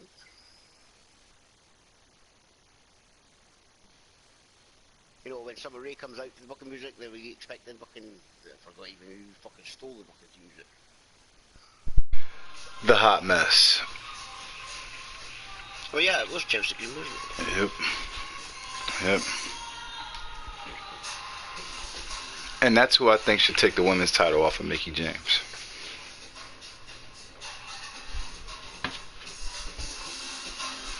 But it'll probably be somebody I like even more. Actually, that's not true. I think but I think she should take the title off of Mickie James, and Tasha should take it off of her. Did you watch the X Division women's match? No, but when Blank told me who won it, I immediately said, that Impact, man, those guys know how to book. They know how to book. Yep, it came down to fucking Chelsea Green fucking holding the X, and Tasha Steele's holding the X. And Tasha's the one that fell with it. Yeah, for me, Tasha deserves it, man. Her and Jess, I feel like are. I think they should make Jess the Impact champion. I'm gonna be honest about it. Not only does she want to take on John Bishop for the openweight championship that she deserves, but I do think that she should take on Moose and beat him for the Impact title. That's my dark horse pick that I didn't mention earlier, because I know they're not going to do that. But they should do it for more than one reason. The first reason is because Tessa Blanchard shouldn't be the only woman who ever won the world title over there. And if they were going to give that to somebody, they should have probably gave it to Jessica Havoc, because she does so much for the women's division and for Impact in general. An incredible person, great goodwill ambassador. Heard Bree say something about us trending on Twitter about who's the nicest wrestler you ever met. You wouldn't believe it, but it's Jessica Havoc. Yep, that's how good at her gimmick she is. So yeah, I do think she should become Impact champion at some point in her career. Yeah, I would believe it. Yep. I remember when fucking she used to stream all the fucking time, you know, during the pandemic. Mm-hmm. And just as the pandemic fucking started, the idea to fucking start selling her, you know, her unique little masks that she wears, those gas masks, she should fucking just fucking sell them, you know, mass produce them. They're technically masks. They're fucking going to help fucking through the fucking pandemic more than those little fucking fucking things that people fucking put over their faces. That's facts. And she makes fucking money during the fucking pandemic by just fucking selling her merch. Supplementing income. Yeah, see, now I'm gonna be honest, man, that's the idea, because you know how it is now. And she even acknowledged the fact that it was a good idea, and that, you know, the company that made the fucking things in the ring, she just has to contact them. Yeah. Probably won't do it in time. Well, it ain't like the pandemic over or nothing. I mean, it might be for some people who voted for Trump, but it ain't over for the rest of us. I mean, America, like I said, they're talking in front of it. That's the problem with America, though. You just gave up. You just ignored it. No, I don't want to hear that. Because I just seen your national treasure, Hugh Grant, just came out and said that Boris is done. Yep, it's over for Boris. Yep. He's been fucking done for the last fucking year and a half. Yeah. Trying to get up the fucking... Yeah, well, y'all can't. And he refuses to. Well, let me tell you the difference, because I remember when you were saying that Boris is just the UK's version of Trump, but Trump ain't in office no more, and Boris still is. Yep. God save the Queen. Fucking elections take different fucking times. Yeah, it's because it's the Queen's choice when those elections happen. Yep. No, the election fucking have to happen. The fucking set fucking. Yeah, and over 600 years ago, the Queen decided that. We know that. Yep. No, it's nothing to do with the fucking Queen. The Queen told y'all when y'all could have these elections, alright? You know the reason why we have a government? Because the Queen can't oversee all the serfs. The Queen because the king that came before her and the king that came before her decided that he didn't want to. It's too much work for him to be able to run the country, because he wasn't allowed time to go visit all the other countries that he represented as well. And play golf. When he has to deal with fucking the country that he's in. So he set up a government which is allowed to fucking run the fucking country, but they're not allowed to just fucking decide to go to war with anybody. They actually have to go see the fucking king or queen to fucking get their permission to fucking do that. Which is why fucking Charles fucking sat there and said that fucking the moment fucking the queen dies, he's going to take the fucking throne and he's fucking going to abolish fucking the government again. Because he's the one that should run the country. And I can't wait until he does. I cannot wait. Definitely, once again, this country will be back in the fucking hands of fucking geezers. Yep. You heard it here first, ladies and gentlemen. Tower of London 2. The pay-per-view. I mean, the premier live event. It doesn't have the same ring to it. It just doesn't. The premier live event. No. Doesn't sound as though. I prefer the pay-per-view. I'm pretty sure it does, because you know all that's missing is the E. Because they went from PPV, right, to now a plea. Please watch. Please watch. Premier live event, anyone? Premier live event, anyone? It's like they scalping tickets outside of the garden. We got WWE live tickets, $5. $5. Niggas is walking by all day. Y'all don't understand, but this is a thing. $5. We got WWE live tickets. Anybody want to come see the show? $5. Niggas just. You got arrested for that one in America? Yeah, if you're stupid enough to be standing there while a cop's walking up to you, like, you know you could, like, we're, like. It's legal in the UK. It's legal in America, too, as long as you ain't got a cop sitting there watching you. Like, who does that? How could you get arrested for scalping? But I'm on about that. If I go, it's like, say I go buy a concert ticket, right, but then I can't make the concert. I can sell those tickets. Yeah, online. Online. Yeah. I can advertise them. Yeah, that's what Ticketmaster does. I'm not talking about online. You sell it in front of the arena. I could like put it on like fucking. I usually have like Craigslist and everything. We have our own fucking version. Yeah, well, I could do that too. That's not illegal online. And go fucking meet somebody fucking in the town centre. That's still not illegal. That's not illegal. That's not illegal in America. It's illegal to go in front of the arena. Stadium and fucking sell them. Yeah, now that's what's illegal over here. That's scalping. Mostly because the box office also sells tickets. And so you're taking. Yes, once those tickets are fucking done, if you can't fucking make it, and there's other people there fucking that need a fucking ticket, they've already got the money for the ticket. Yeah. You're not overpricing those. Now that's the other thing, because see, as soon as you raise the price on the tickets, the government ain't getting a tax, and that's why it's illegal. That's literally. It's the only reason why drugs are illegal too.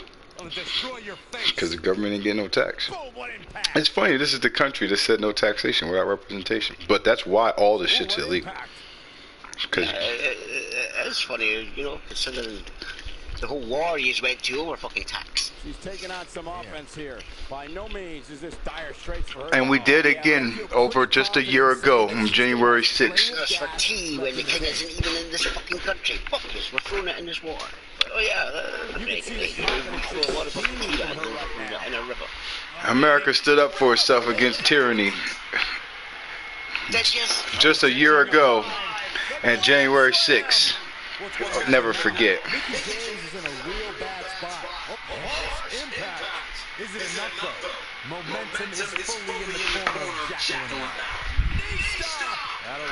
Man, I did some squats earlier today. 75 of them shits.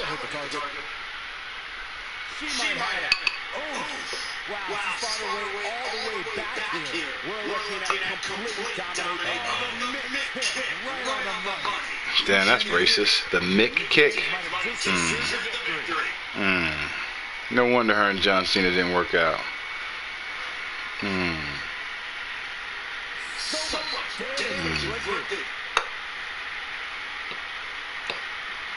Well, remember, it used to be the chick kick, but Trish does the chick kick. You can't keep a good woman down, and Lita is an incredibly good woman. And Danielle Monet, famous for looking for the chick. And the Flash apparently just ran past the arena.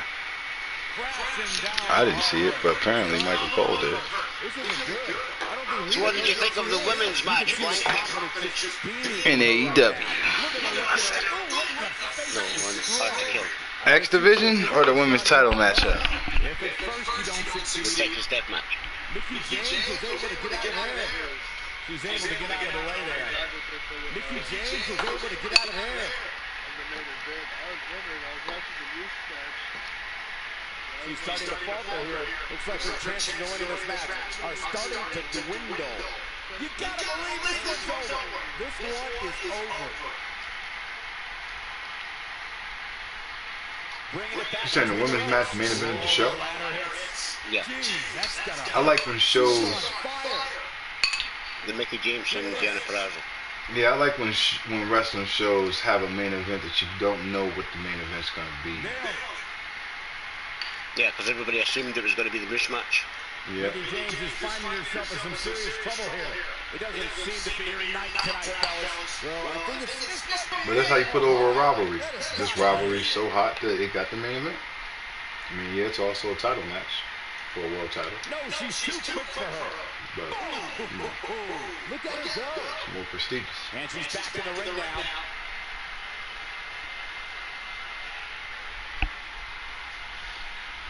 Assault on the lower back.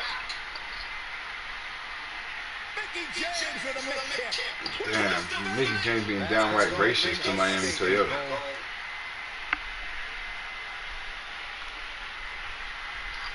We're looking at complete domination here. She's countering nicely now. Yeah, a second ago, she was almost done.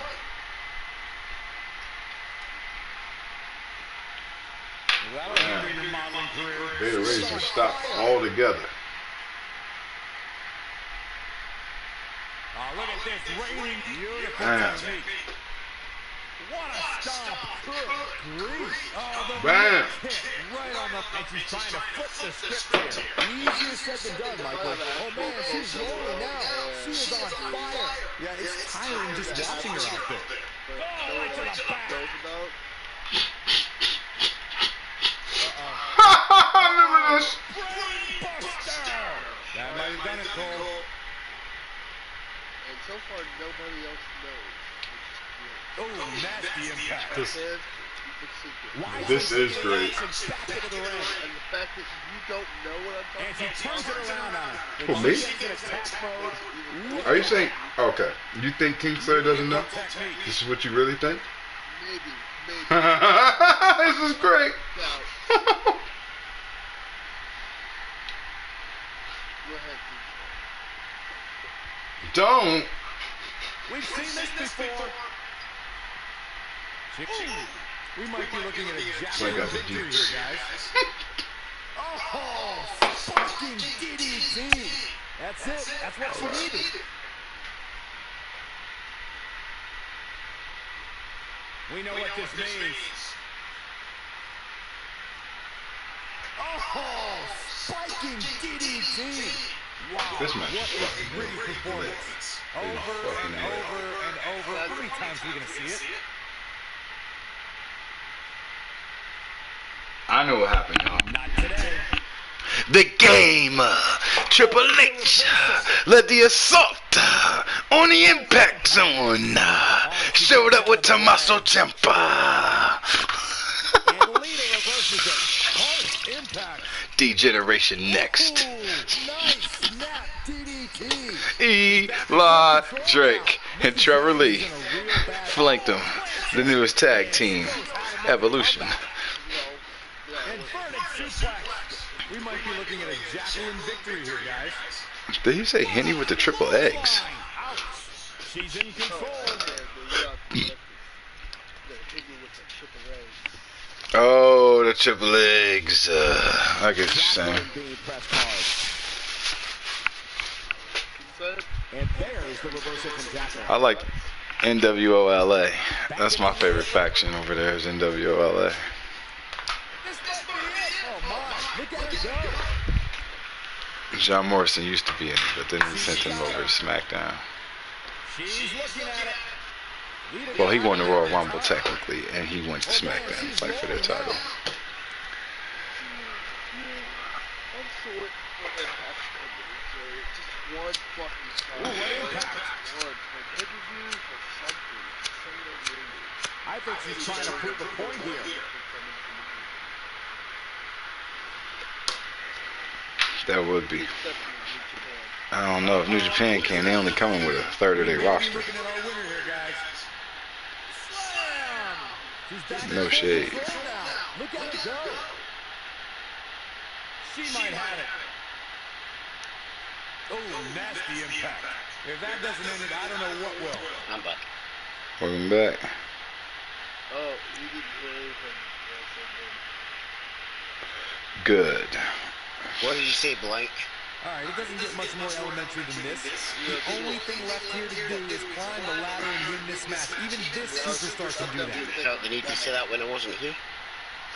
In his defense, we didn't know you weren't here. I accidentally told Danielle and do something that happened at Impact that I don't think. Oh, you're talking about Charlie Haas. He doesn't think that. He doesn't think you know King Slayer. Wait, what? What you got against Charlie Haas? That's it. That's what she needed. I hated him and Rene Dupree. What does Charlie Haas have to do with Rene Dupree? Because you know he's not an Impact.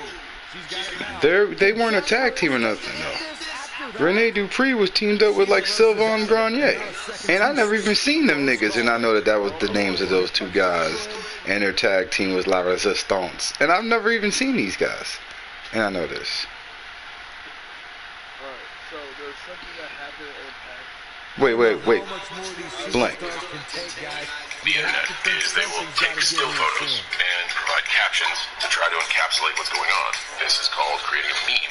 And if the caption is suitable for the still photo, the meme becomes heavily circulated, and it becomes part of what's called meme culture.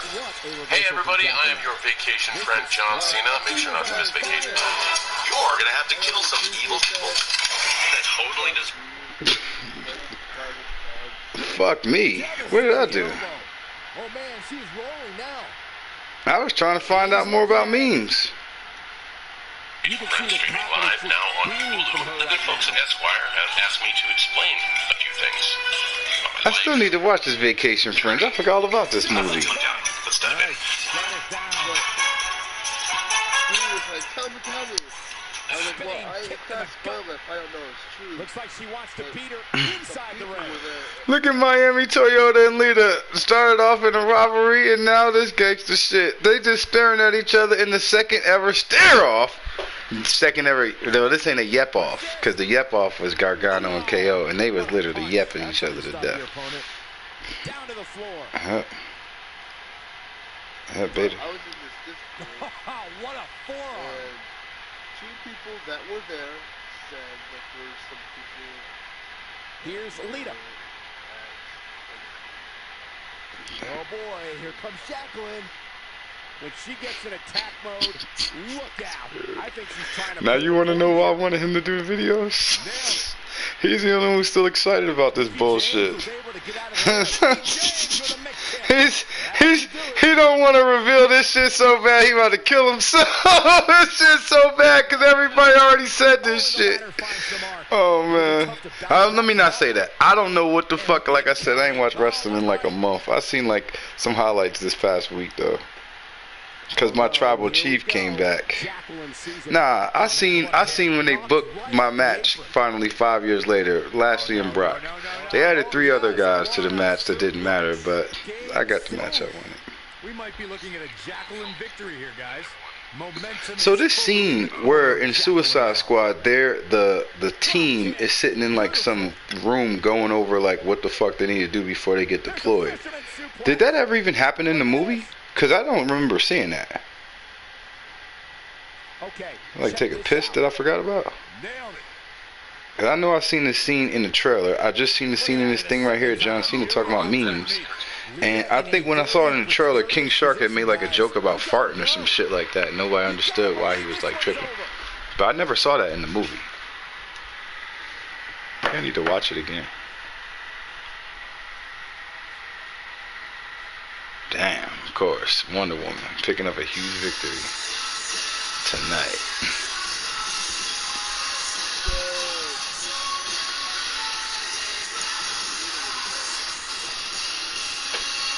I think we haven't seen the last of Lita yet tonight, though. I really don't think we have.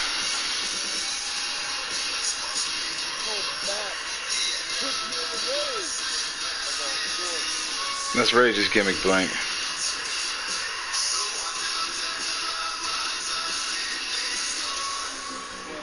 Let's take another peek at some of the highlights of that Money in the Bank match. Oh, I can't believe this. She's taking care of business. She left it all in the ring, and I expected nothing less. Here is your winner. I didn't even look. What happened? Did they do a cutscene? No, they just showed the replay, right?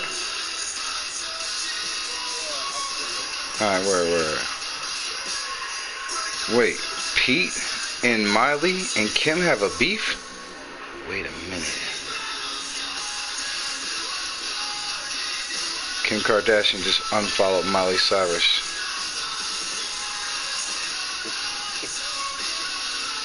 On Instagram. On Instagram! I like the way John Cena said, make sure you check out Vacation Friends on Hulu.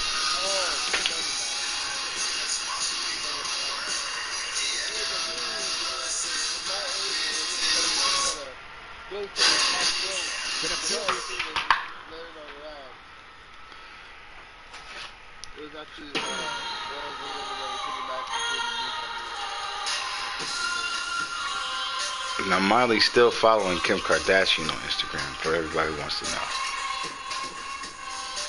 But also, we're not sure. We can't confirm whether or not Miley even knows Kim has unfollowed her yet. But we can confirm that everyone else in the world knows. Man, this is going to be heartbreaking for Miley when she finds out. Apparently it's broke Blank's heart. Yep.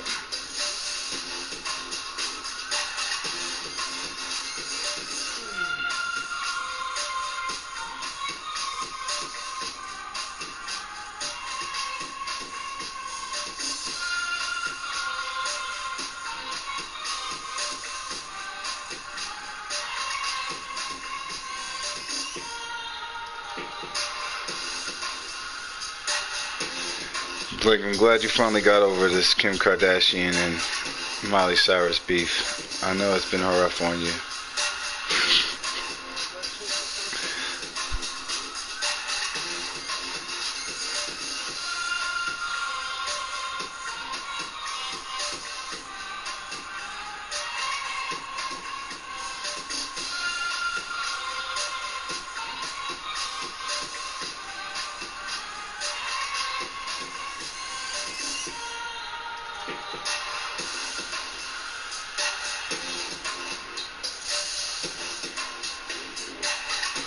Alright.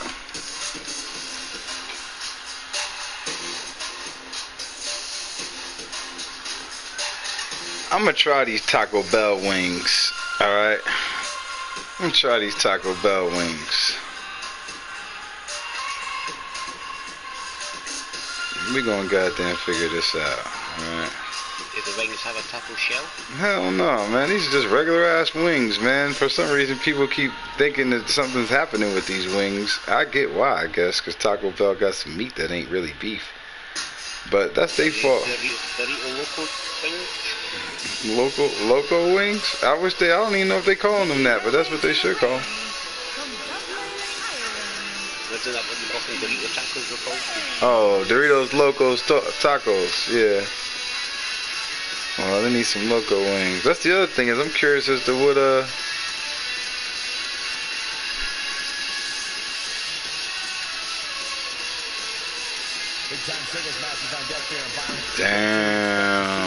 Well, given the shape the superstars appear to be in here tonight, I fully expect to see one of the most competitive matches we've seen in a very long time. Steve Mack for the loss to Yeah, but 6 months ago, nobody knew who Steve Macklin was. So why would When you watch on this Thursday, Blanket, you're going to be upset that Steve Macklin lost to the Ring of Honor World Champion as well. Now he's on a new business.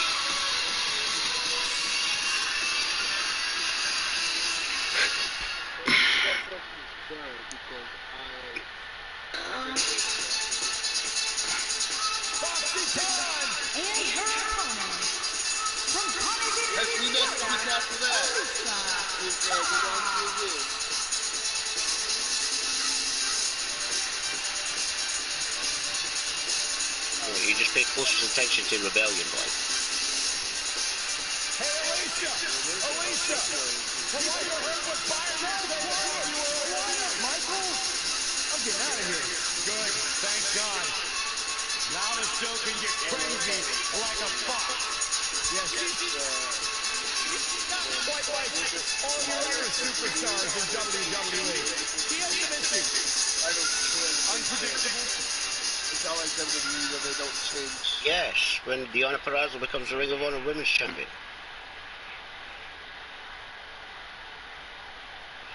Both superstars coming to this match with a lot to prove.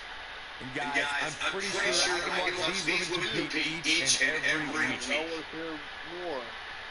Subscribe to Blake Show. It only took 2 years for him to put it over. Yep, only took 2 years. But it only took 3 weeks for them to get Steve Macklin over to his ass and shit. That motherfucker was not there. That motherfucker wasn't even there 6 months ago. I'm glad you said it that way, Blank, because it was me that just told you everything, and then you just went on to call yourself Blank Meltzer. Exactly the same as fucking Dave does. Where he's fucking irrelevant fucking news on the day it happens. Becky Lynch may be slowing some here, but this certainly isn't something she can't come back from. If you're worried about her now, you haven't seen many of her matches. She can withstand so much more punishment than this. What a stop! Good grief! No, I'm telling you now, the fucking Deonna Purrazzo is going to be fucking Roxy. Come the Ring of Honor Women's Champion. While also holding the fucking Triple A fucking Women's title. You gotta like her chances now. All that's left now is for Becky Lynch to finish. In the crowd. I forgot who Roxy was because she wasn't nobody 6 months ago. Wait, that was your big fucking reveal, Blank? You think that nobody else fucking seen the camera go to her? No, that's not the reveal. It's all the Ring of Honor guys is the reveal. Am I right? Am I right? Is that the thing that you told Double L that you didn't want to tell me? That would be cool. And Ring of Honor guys. Alicia Fox is in position. Of course they were there, you dumbass. Alright. Listen, y'all. Alright, I'm not gonna let up. Considering they're doing their fucking invasion fucking thing, Blank, do you think it's just gonna be the same fucking 4 fucking guys every fucking week? A core 4. Yeah, we can't even get 4 of them to appear every week. So I'm happy that Ring of Honor has been able to confirm at least 4 of them, because Lord knows I can't. Nope. Now you people see why these women. There's a reason why I fucking said for fucking the past fucking week which club has walked too far and saying it's dead. The fucking Impact is keeping Ring of Honor alive, Blank. We might be looking at a big victory for Becky. 2, 3. And then you watched it happen.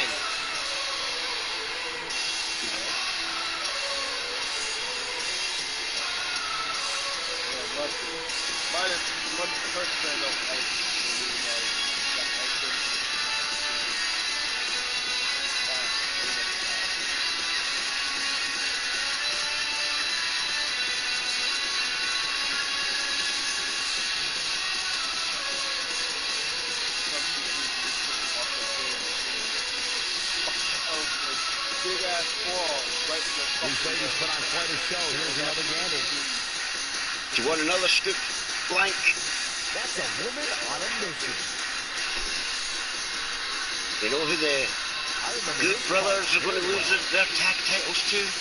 The Bad Brothers. Another set of good brothers that are actual good brothers. And last but not least,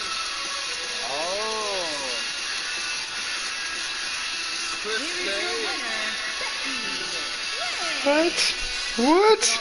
Alright, are you trolling me? You're trolling me. You're trolling me. Is he trolling me? Is he trolling me?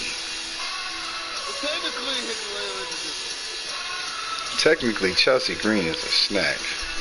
Technically. But also, Gail Kim may be not only the greatest woman to ever wrestle, but Gail Kim might also be the hottest woman that's ever wrestled. I'll say it. Yep. Gail Kim's one half of my favorite couple in the whole world. The whole world. That's my favorite couple in the whole world. Yeah. She met her husband at a SummerSlam. He was catering SummerSlam, so she met him at SummerSlam. Yep. I ain't gonna lie, that's the coolest story I think I ever heard. That's the most the chef ever did at a wrestling event. Back the baddest bitch in the building. Yeah, and catering. And catering, and back the best wrestler. So you know the chef don't be out there, so he must have seen her and was like, oh, who's that? And she wrestles what? She's failing. She's failing. They need to let him manage her in wrestling. He'd be great for wrestling. This is why I like the two. This is why I like the two of them. Yeah, but he didn't manage her like how Don Callis managed Kenny Omega, but he could. So that'd be the best heel run. Therefore, they're fucking feud and everything. Yeah, they need. She needs to get one heel run with him as her manager. That shit make fucking bank. That shit would make bank. Well, she trains and fucking does the women's shows. Why does Becky Lynch's face look like that? What is that? What is that? Why she got the Goonie face? What is that? Better than the face she had in 2020 fucking... What the fuck? This looks weird, though. Yeah, the business 21. There is no face in fucking 20. It's because she was heel, Kingslayer. She was heel. Gosh. No, it's because they took her fucking face off because she just had the eyeballs and the tongue. It was weird. No, that was Nicolas Cage. Face off. John Travolta. And why wouldn't it be?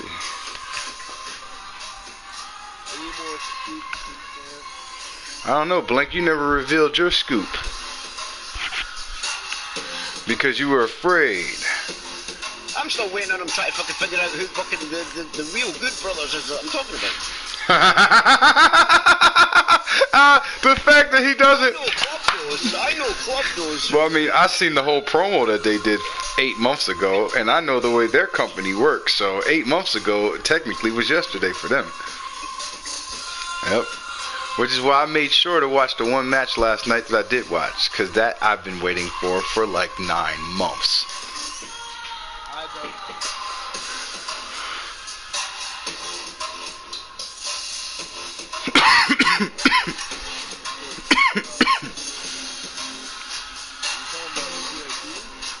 Like, you should ask God what the answer is.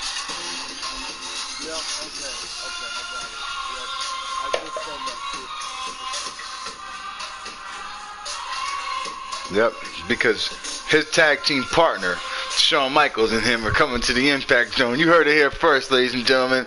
The Heartbreak Kid, Shawn Michaels, and his tag team partner, God, will be taking on the Good Brothers. And of course, Shawn Michaels and God are good brothers, true good brothers, because as the Bible says, love God as you would your brother.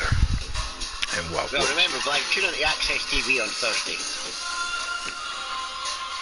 You know, you'll see that Charlie has that you don't like taking on fucking, you know, another person that likes Kurt Angle so much. Josh Alexander. They should be a tag team. Well, I mean, one of them was a tag team with Kurt Angle. No, he wasn't. No, he wasn't. When did Kurt Angle ever tag him into a match? Tell me. Team Angle. Oh, so him and Angle were 2 men in the tag team? That was happened? That happened? Did they let the black guy have a singles run like SCU did? Did they let the black guy have a singles run like SCU did? Oh, they became the world's greatest tag team, remember? Oh, him and Kurt Angle. Charlie Haas and Kurt Angle, the world's greatest tag team, because that happened. You want to know something else that happened? I'm glad you're here, Kingslayer. I'm glad you're here. All right, I'm glad you're here. I just want to reiterate my point. Just want to reiterate my point. Here we go.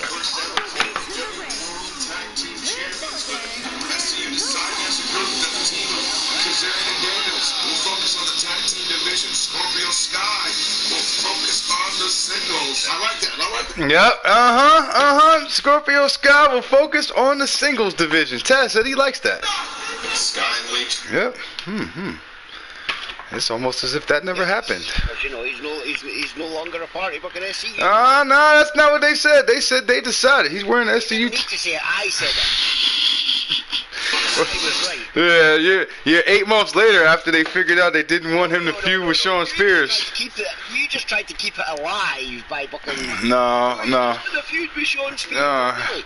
Shawn Spears disappeared, and so did fucking Scorpio Sky. Yeah. When Shawn Spears reappears, Scorpio Sky reappears.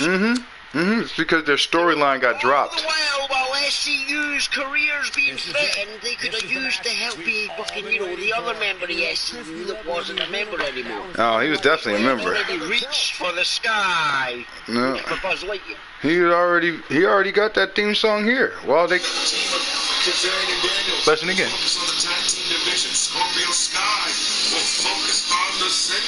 like that. I like that SCU has that game plan. It's a game plan. A plan. That was the plan. The plan, I'm pretty sure. Yeah, that probably was the plan, to have him focus on the singles and then, slightly just close the door on him and never let him back into the tag team and then never ever mention that he was a part of SCU again, which is what they did. Yeah. But I told you before that he was no longer in SCU, because, if SCU's career's on the line, that's 3 members. That was still after this, though. That was still after this. 2. Yeah, but I said it way before that. Yeah, well, he was still in the group. He was still in SCU. And then we just waited until a certain ego died in Impact, so Yeah, but that's whack, though. So basically what we're confirming is that they dropped 2 of Scorpio Sky's storylines. One of them being the singles run that he's supposed to have outside of SCU, and the other one being the feud he's supposed to be having with Ty Dillinger. They dropped both of them. And when they brought them both back, they didn't fight each other. They were doing separate things. And they were like both heel, but not together. Because that's what it looked like the storyline was going toward. It looked like Scorpio Sky was going to eventually join Ty Dillinger. He was getting beaten with chairs and then fucking won a match and then both of them disappeared. Again, this is before. This was before. This was before the Pinnacle. This was before the Pinnacle. This was when Ty Dillinger was quote unquote looking for a tag team partner. He's quote unquote looking for a tag team partner. So it's ironic to me that Scorpio Sky is now in a tag team with a different white guy. A different white guy who just showed up. But again. But it's not like they could have done. He left SCU to try and fucking do things fucking on his own. He couldn't get it done on his own, so fucking he ended up in a feud with fucking Shawn Spears. So if you can't beat him, join him. Yeah. That seemed like that's where it was going, but that never happened. Oh man. So. You don't have a fucking clue what the fuck they're talking about. I mean. It's ironic as well that fucking people on Twitter will sit there and fucking complain to other people that criticise AEW and be like, you try fucking run a multi-billion-dollar fucking company with no fucking experience. They don't do all that with Vince. Like Tony Khan.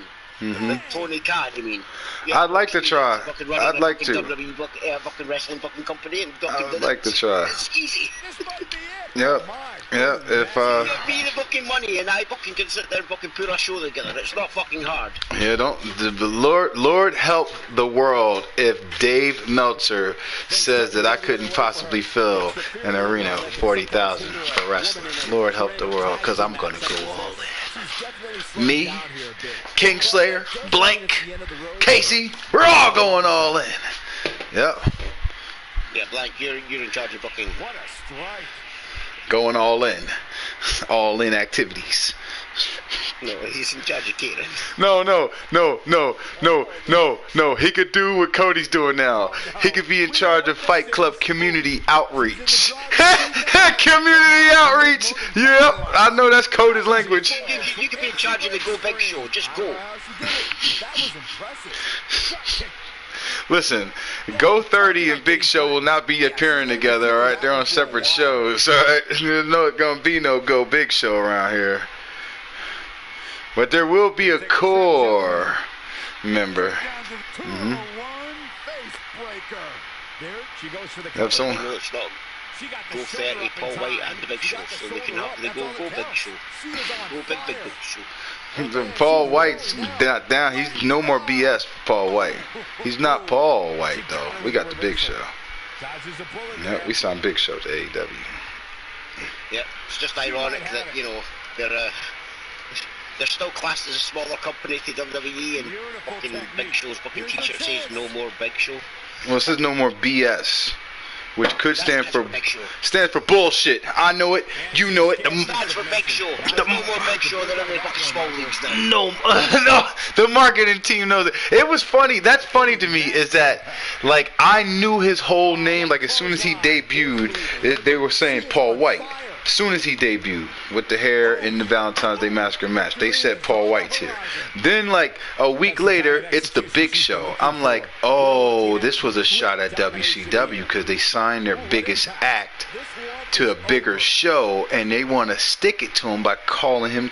But see, this is the thing about. Yeah, and then he comes up with a t-shirt saying no more BS. Literally means no more Big Show. This is the thing about being a fan of WWE is. It didn't take the screw job for me to know Vince wasn't the guy to be trusted. As soon as they did fake Razor and fake Diesel. Now, fake Diesel, maybe I could understand. But doing that to Razor, that was like, man, you know, Razor seemed like a nice guy. He wasn't even a heel or nothing. So when they did that, I was like, Yeah, remember that was all JR's doing. Oh, well, I don't know, you know. Well, hold on now. Are you just being funny because NATO? Is this because NATO? Are you saying that because of NATO and the wardrobe malfunctions? JR's the one that fucking, when they fucking jumped ship to WCW and everything, and JR fucking felt fucking really disrespected by them because, you know, he's the one that hired them and everything, and he's the one that fucking took their word. Yeah, but he's the one who brought them from WCW to begin with. Yes, and then he's the one that also fucking told fucking Vince, well, you know, we do own the names to them, well, let's just fucking create 2 more fucking Diesels and fucking Razors, because fuck them. That's why. Wait, hold on. Are we still streaming? Is there still a show happening? Oh, yeah, there's a match. Oh, damn. I was about to be like, I thought that last match was the main event during the match. I forgot all about this one. Yep. Trinity just countered the fucking Red Street. She's doing it right. Where's that thing at? There we go. Yeah, well, Morgan won't live to tell the tale. She's looking at it. She will be in Matrix 5. I know it. There ain't gonna be no Matrix 5, hopefully. Yes, there is. Unfortunately, there's gonna be a fucking Matrix 5 answer. Why is Chavo not still in AEW? Did he get himself canceled? No, Andrade beat him up, remember, because he kept interfering in his matches. Okay.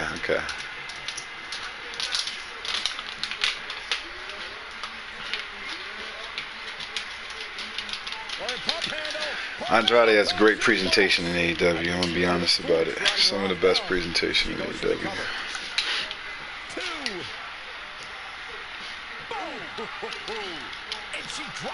But I do stand by my guns. Britt Baker's the best thing in AEW. And that one takes her down. Turn out the lights. Very ironic. By any means necessary. How created March 30th, 2015. Britt Baker. Yes, takes it. Oh, ZCW TV. Oh. Well, I don't watch that show. Oh. Well, Kingston, we don't talk about other streams in this stream. Unless it's GTA RP. GTA RP. Oh, I ain't even mad at that. That was funny as hell. I thought that was like somebody new who joined the party. Not new, but somebody who just joined the party.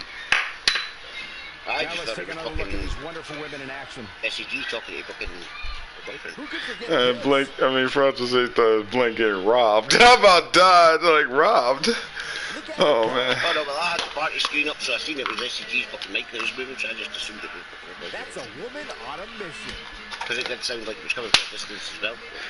Every single minute of this one was Yeah, I did ask Blink, and in all fairness to Blink, I did also ask him who he thinks should take the AEW title off of Hangman. So I'll ask you the same thing. Who do you think should take the AEW title off of Hangman? Here in tag team action tonight. It makes it look so effortless in there. What an amazing duo. Well, that'll put a bow on this Tornado tag team match, and I think we can all agree it's exactly as advertised. Dangerous. You're a big troll. You're a big troll. He's being replaced by Christian. He's not a pillar, all right? So why would they give him anything? He's not one of the 4 pillars of AEW. He only supports one of the pillars. But that pillar has a lot of support. A big supporter. And Luchasaurus, the big pussy of AEW. Because that's what he basically is in AEW. All the rest of the big guys don't back down from matches. That's funny, because in WWE, if you're a heel, you back away from the match. But in AEW, if you're Luchasaurus, you back away from the match. Nobody else backs away from matches in AEW but Luchasaurus. Okay. I'm not saying who it'll be. I'm saying who do you think should take the title off of him? MJF. Oh, okay. I'm just following the booking AEW booking plot line that they go, because it started with the heel Jericho, right, and then booking the face Moxley won the belt, then the heel booking Kenny Omega won the belt, then the fucking face booking Hangman Adam Page's won the belt, so the heel MJF is inevitably the next person to win the belt. That's how AEW's done things. That's how it's always going to be. That's not the question I'm asking you, though. CM Punk's going to put over MJF, and MJF's going to fucking win. That's not the question I'm asking you, though. So who do you think should take the title off of Hangman Page? Are you going to ever answer this question? I'm not saying who do you think will. MJF. Oh, so you think he should do it, too. So you think that they're making the right choice. Okay. Yeah. That's interesting. I think that they're booking... The only thing they actually have fucking right is the fucking fact that fucking MJF is trying to play the old fucking style heel. Okay. And the way that he goes about fucking things is the only thing that they're doing right. So inevitably he's the only fucking person that deserves to book it. They literally created fucking 3 fucking rings for him. Yeah, that's the other thing. Spend fucking all those money on fucking making rings for him to win consecutively. Nobody else gets a chance at those rings if you're not going to give him the fucking belt to match those rings. That's the thing that's funny. This is what we was talking about. I was saying, well, MJF's never won anything in AEW except for those except for that ring. And it's like that ring was like a whole rib anyway, because they only had that ring because Cody brought a ring out when he won the Ring of Honor. Yeah, and it's also that's why it makes. Man, I ain't even gonna talk about that part on stream, but with all that being said, that ring literally is like damn near means nothing. So it's essentially MJF has gotten a great push in AEW and featured in lots of good matches. Featured in lots of good programs. But he's never won anything. He spent on him to have fucking an accessory. Yeah, so why not give him the fucking biggest accessory?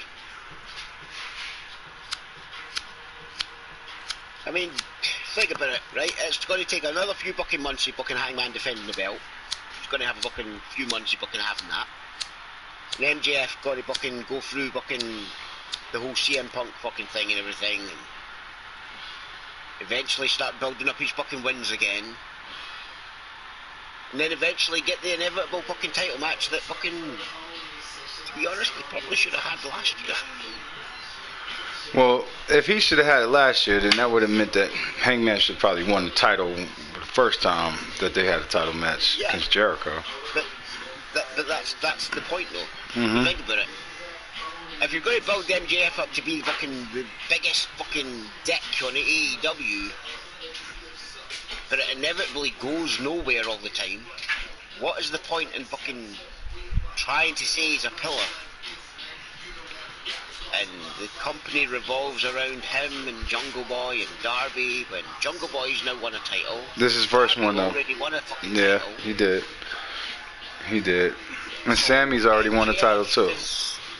The inevitable one to win the world title. So, you know, it sticks to his claim that he's better than them and he knows it, and fucking he is the pillar and being disrespected by being replaced in the fucking the t-shirt of the fucking 4 pillars by Britt Baker. It all goes. There's a t-shirt of these 4 pillars? Yeah, it's literally a Coliseum fucking picture with 4 fucking pillars that has fucking all 4 of them. But it's Britt Baker's for the MJF. Alright, I'm trying to figure out the whole concept. That's inevitably like, well, let's say fucking what? If AEW stick around for another fucking 3 years, let's say in 3 years' time, you know, that fucking, they become their little core 4, the 4 pillars. They'll all eventually fucking see eye to eye. The Pinnacle will no longer exist. That will be the group, the 4 pillars. Yeah, that's whack. I'm mad that they even made this a shirt, mostly because when this all started... Yeah, they made 2 shirts. There was one with MJF on. When this all started, Sammy Guevara was not in this whole thing. Sammy Guevara was not in this discussion when this all started. I'm the one who kept putting Sammy in this discussion. The person that was in this discussion is the guy who was walking around with a fucking box on his head. And that's why. This is why. This is why. Yeah, see, it's our fault. Well, though, it's our fault. That whole fucking Cody versus Sammy Guevara fucking match was bullshit. Well, Cody versus Darby was bullshit, and Cody versus MJF was bullshit too. I'm on about when Cody took the TNT title off of Sammy Guevara, and they kept claiming that fucking this was the first match in AEW history, the first singles match. I was like, no, it wasn't. No, it was Kip. It was Kip versus fucking Sammy. And Kip won. Why are you just Cody into everything? And I remember... You're writing your own fucking history now just because Kip's not there. I remember when Kip won that, you were telling me how big of a deal Kip was to, you know, the company. Why they fucking used him afterwards. And I told you that Sammy Guevara was way better than him, had a whole lot of upside and shit. At that time, though, you know, Jericho hadn't, I don't think, brought him into the inner circle just yet. I can't remember, though. But I'm pretty sure he wasn't in the inner circle just yet. But I can't remember. I know wasn't nobody worried about Sammy being part of those 4 pillars. They wasn't trying to build shit off of Sammy. That's all because of Jericho's motherfucking chiming in on him backstage. See, and this is the perfect fucking time for fucking Kip to come back and claim his rightful fucking place, you know, by taking the interim fucking title off of fucking Sammy Guevara and then fucking beating the shit out of Cody. Fucking place in history. You know. They can't do that. If anybody wants to fucking claim that they're a fucking pillar of fucking AEW, it's the person that fucking kicked it all off with the fucking first ever fucking win in fucking AEW history. Which is now that you're bringing that up, now I see why he put a fucking box on. Now I see it. Hide the shame. Well, I'm the one who buried him first, and then Cody did what I always say. You know, I told Cody to take his wife off the TV. He took his wife off. You know, I told Cody that 4 Horsemen shit was corny, so he didn't do it. With Shawn Spears and Scorpio Sky, and Ethan Page and Scorpio Sky. Club, who the hell told you Brandy should be off TV? You know, it's real intricate because I remember when she was the Voodoo Queen. So did I. I'm the only fucking person who knew the fucking storyline. I mean, you're the only person who saw any of the build-up for it, but it doesn't take a rocket scientist to figure out what she was going for. She wanted to be the under caretaker. Yeah, see, you missed all the little parts where she sat in that little fucking pentagon with all the little candles, fucking sitting there, fucking cross-legged, fucking putting all the fucking tying the little fucking hair strands. While her husband was out there being an all-American Homelander. America's sweetheart. And at that point, he was just trying to be America's sweetheart. The prince of professional wrestling is what he was. Like I said, right? It didn't make no fucking sense. This is why it's called American Elite Wrestling. Because look how they're treating the British people. I mean, where is Kip Sabian? On Twitch TV! He's stuck fucking playing. Damn, they won? That's wild. Right? Where is Pat? He's stuck at home again, once again. Jimmy Havoc! Oh, God, what was that? And let's not forget, where is Anthony Ogogo? On commentary? No, he's part of America's top team. Wait. No, not America's. Went after Cody buried him. No, he's on America's top team. No, he's on Team Taz. No. What's that other team? He's with supposed to be in the factory. The Nightmare Factory. But he's the factory. You know, the fucking Cody's best friend. Oh, that Nexus idea I gave him. Apple Marshall. Yeah, the Nexus idea I gave him. Oh. Yeah, where is he? I saw Aaron Solo. He's been seen since Cody buried him. You know, they built him up to be fucking, hey, look, he's the Olympic fucking boxer from fucking Britain that fucking one punch to the fucking gut and you're out. Out cold. What does he do? He does that fucking one punch to fucking Cody twice and Cody gets up and fucking beats him. Shit, man. I see Alistair Black kick a nigga. They do not get up. Remember he did the whole fucking racism fucking promo and everything as well, which was supposed to be about fucking America versus the UK, but then he started bringing his fucking daughter into it, that fucking, you know, that fucking his daughter's going to be brought up fucking half African American and half fucking Latino and half Caucasian. You know, his promo just went away from, you know, it's America versus UK. It's like... Well, listen, Kingslayer. Anthony Ogogo may have a black belt, but Cody's got a black bitch. Y'all got anything else to say to these beautiful people before we get up out of here? Let me let you finish your point. Who the hell told you? No, finish your point, though. Finish your point. Well, we is out of here, though. That is my point. Where is all the British people in fucking AEW now? Hey. For all our listeners out there, especially you. Not you, Kingslayer. Yeah, especially you, Tony. Not you either, Tony, but the Can you bring some fucking more British people in? The one who's going to tell Tony all this, make sure you... Yeah, Homelander. I'm not talking about Cody.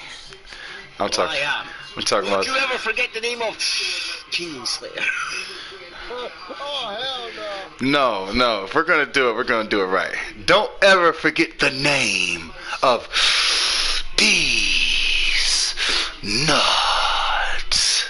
Peace. Oh, and the missing, the people spelling that Impact are...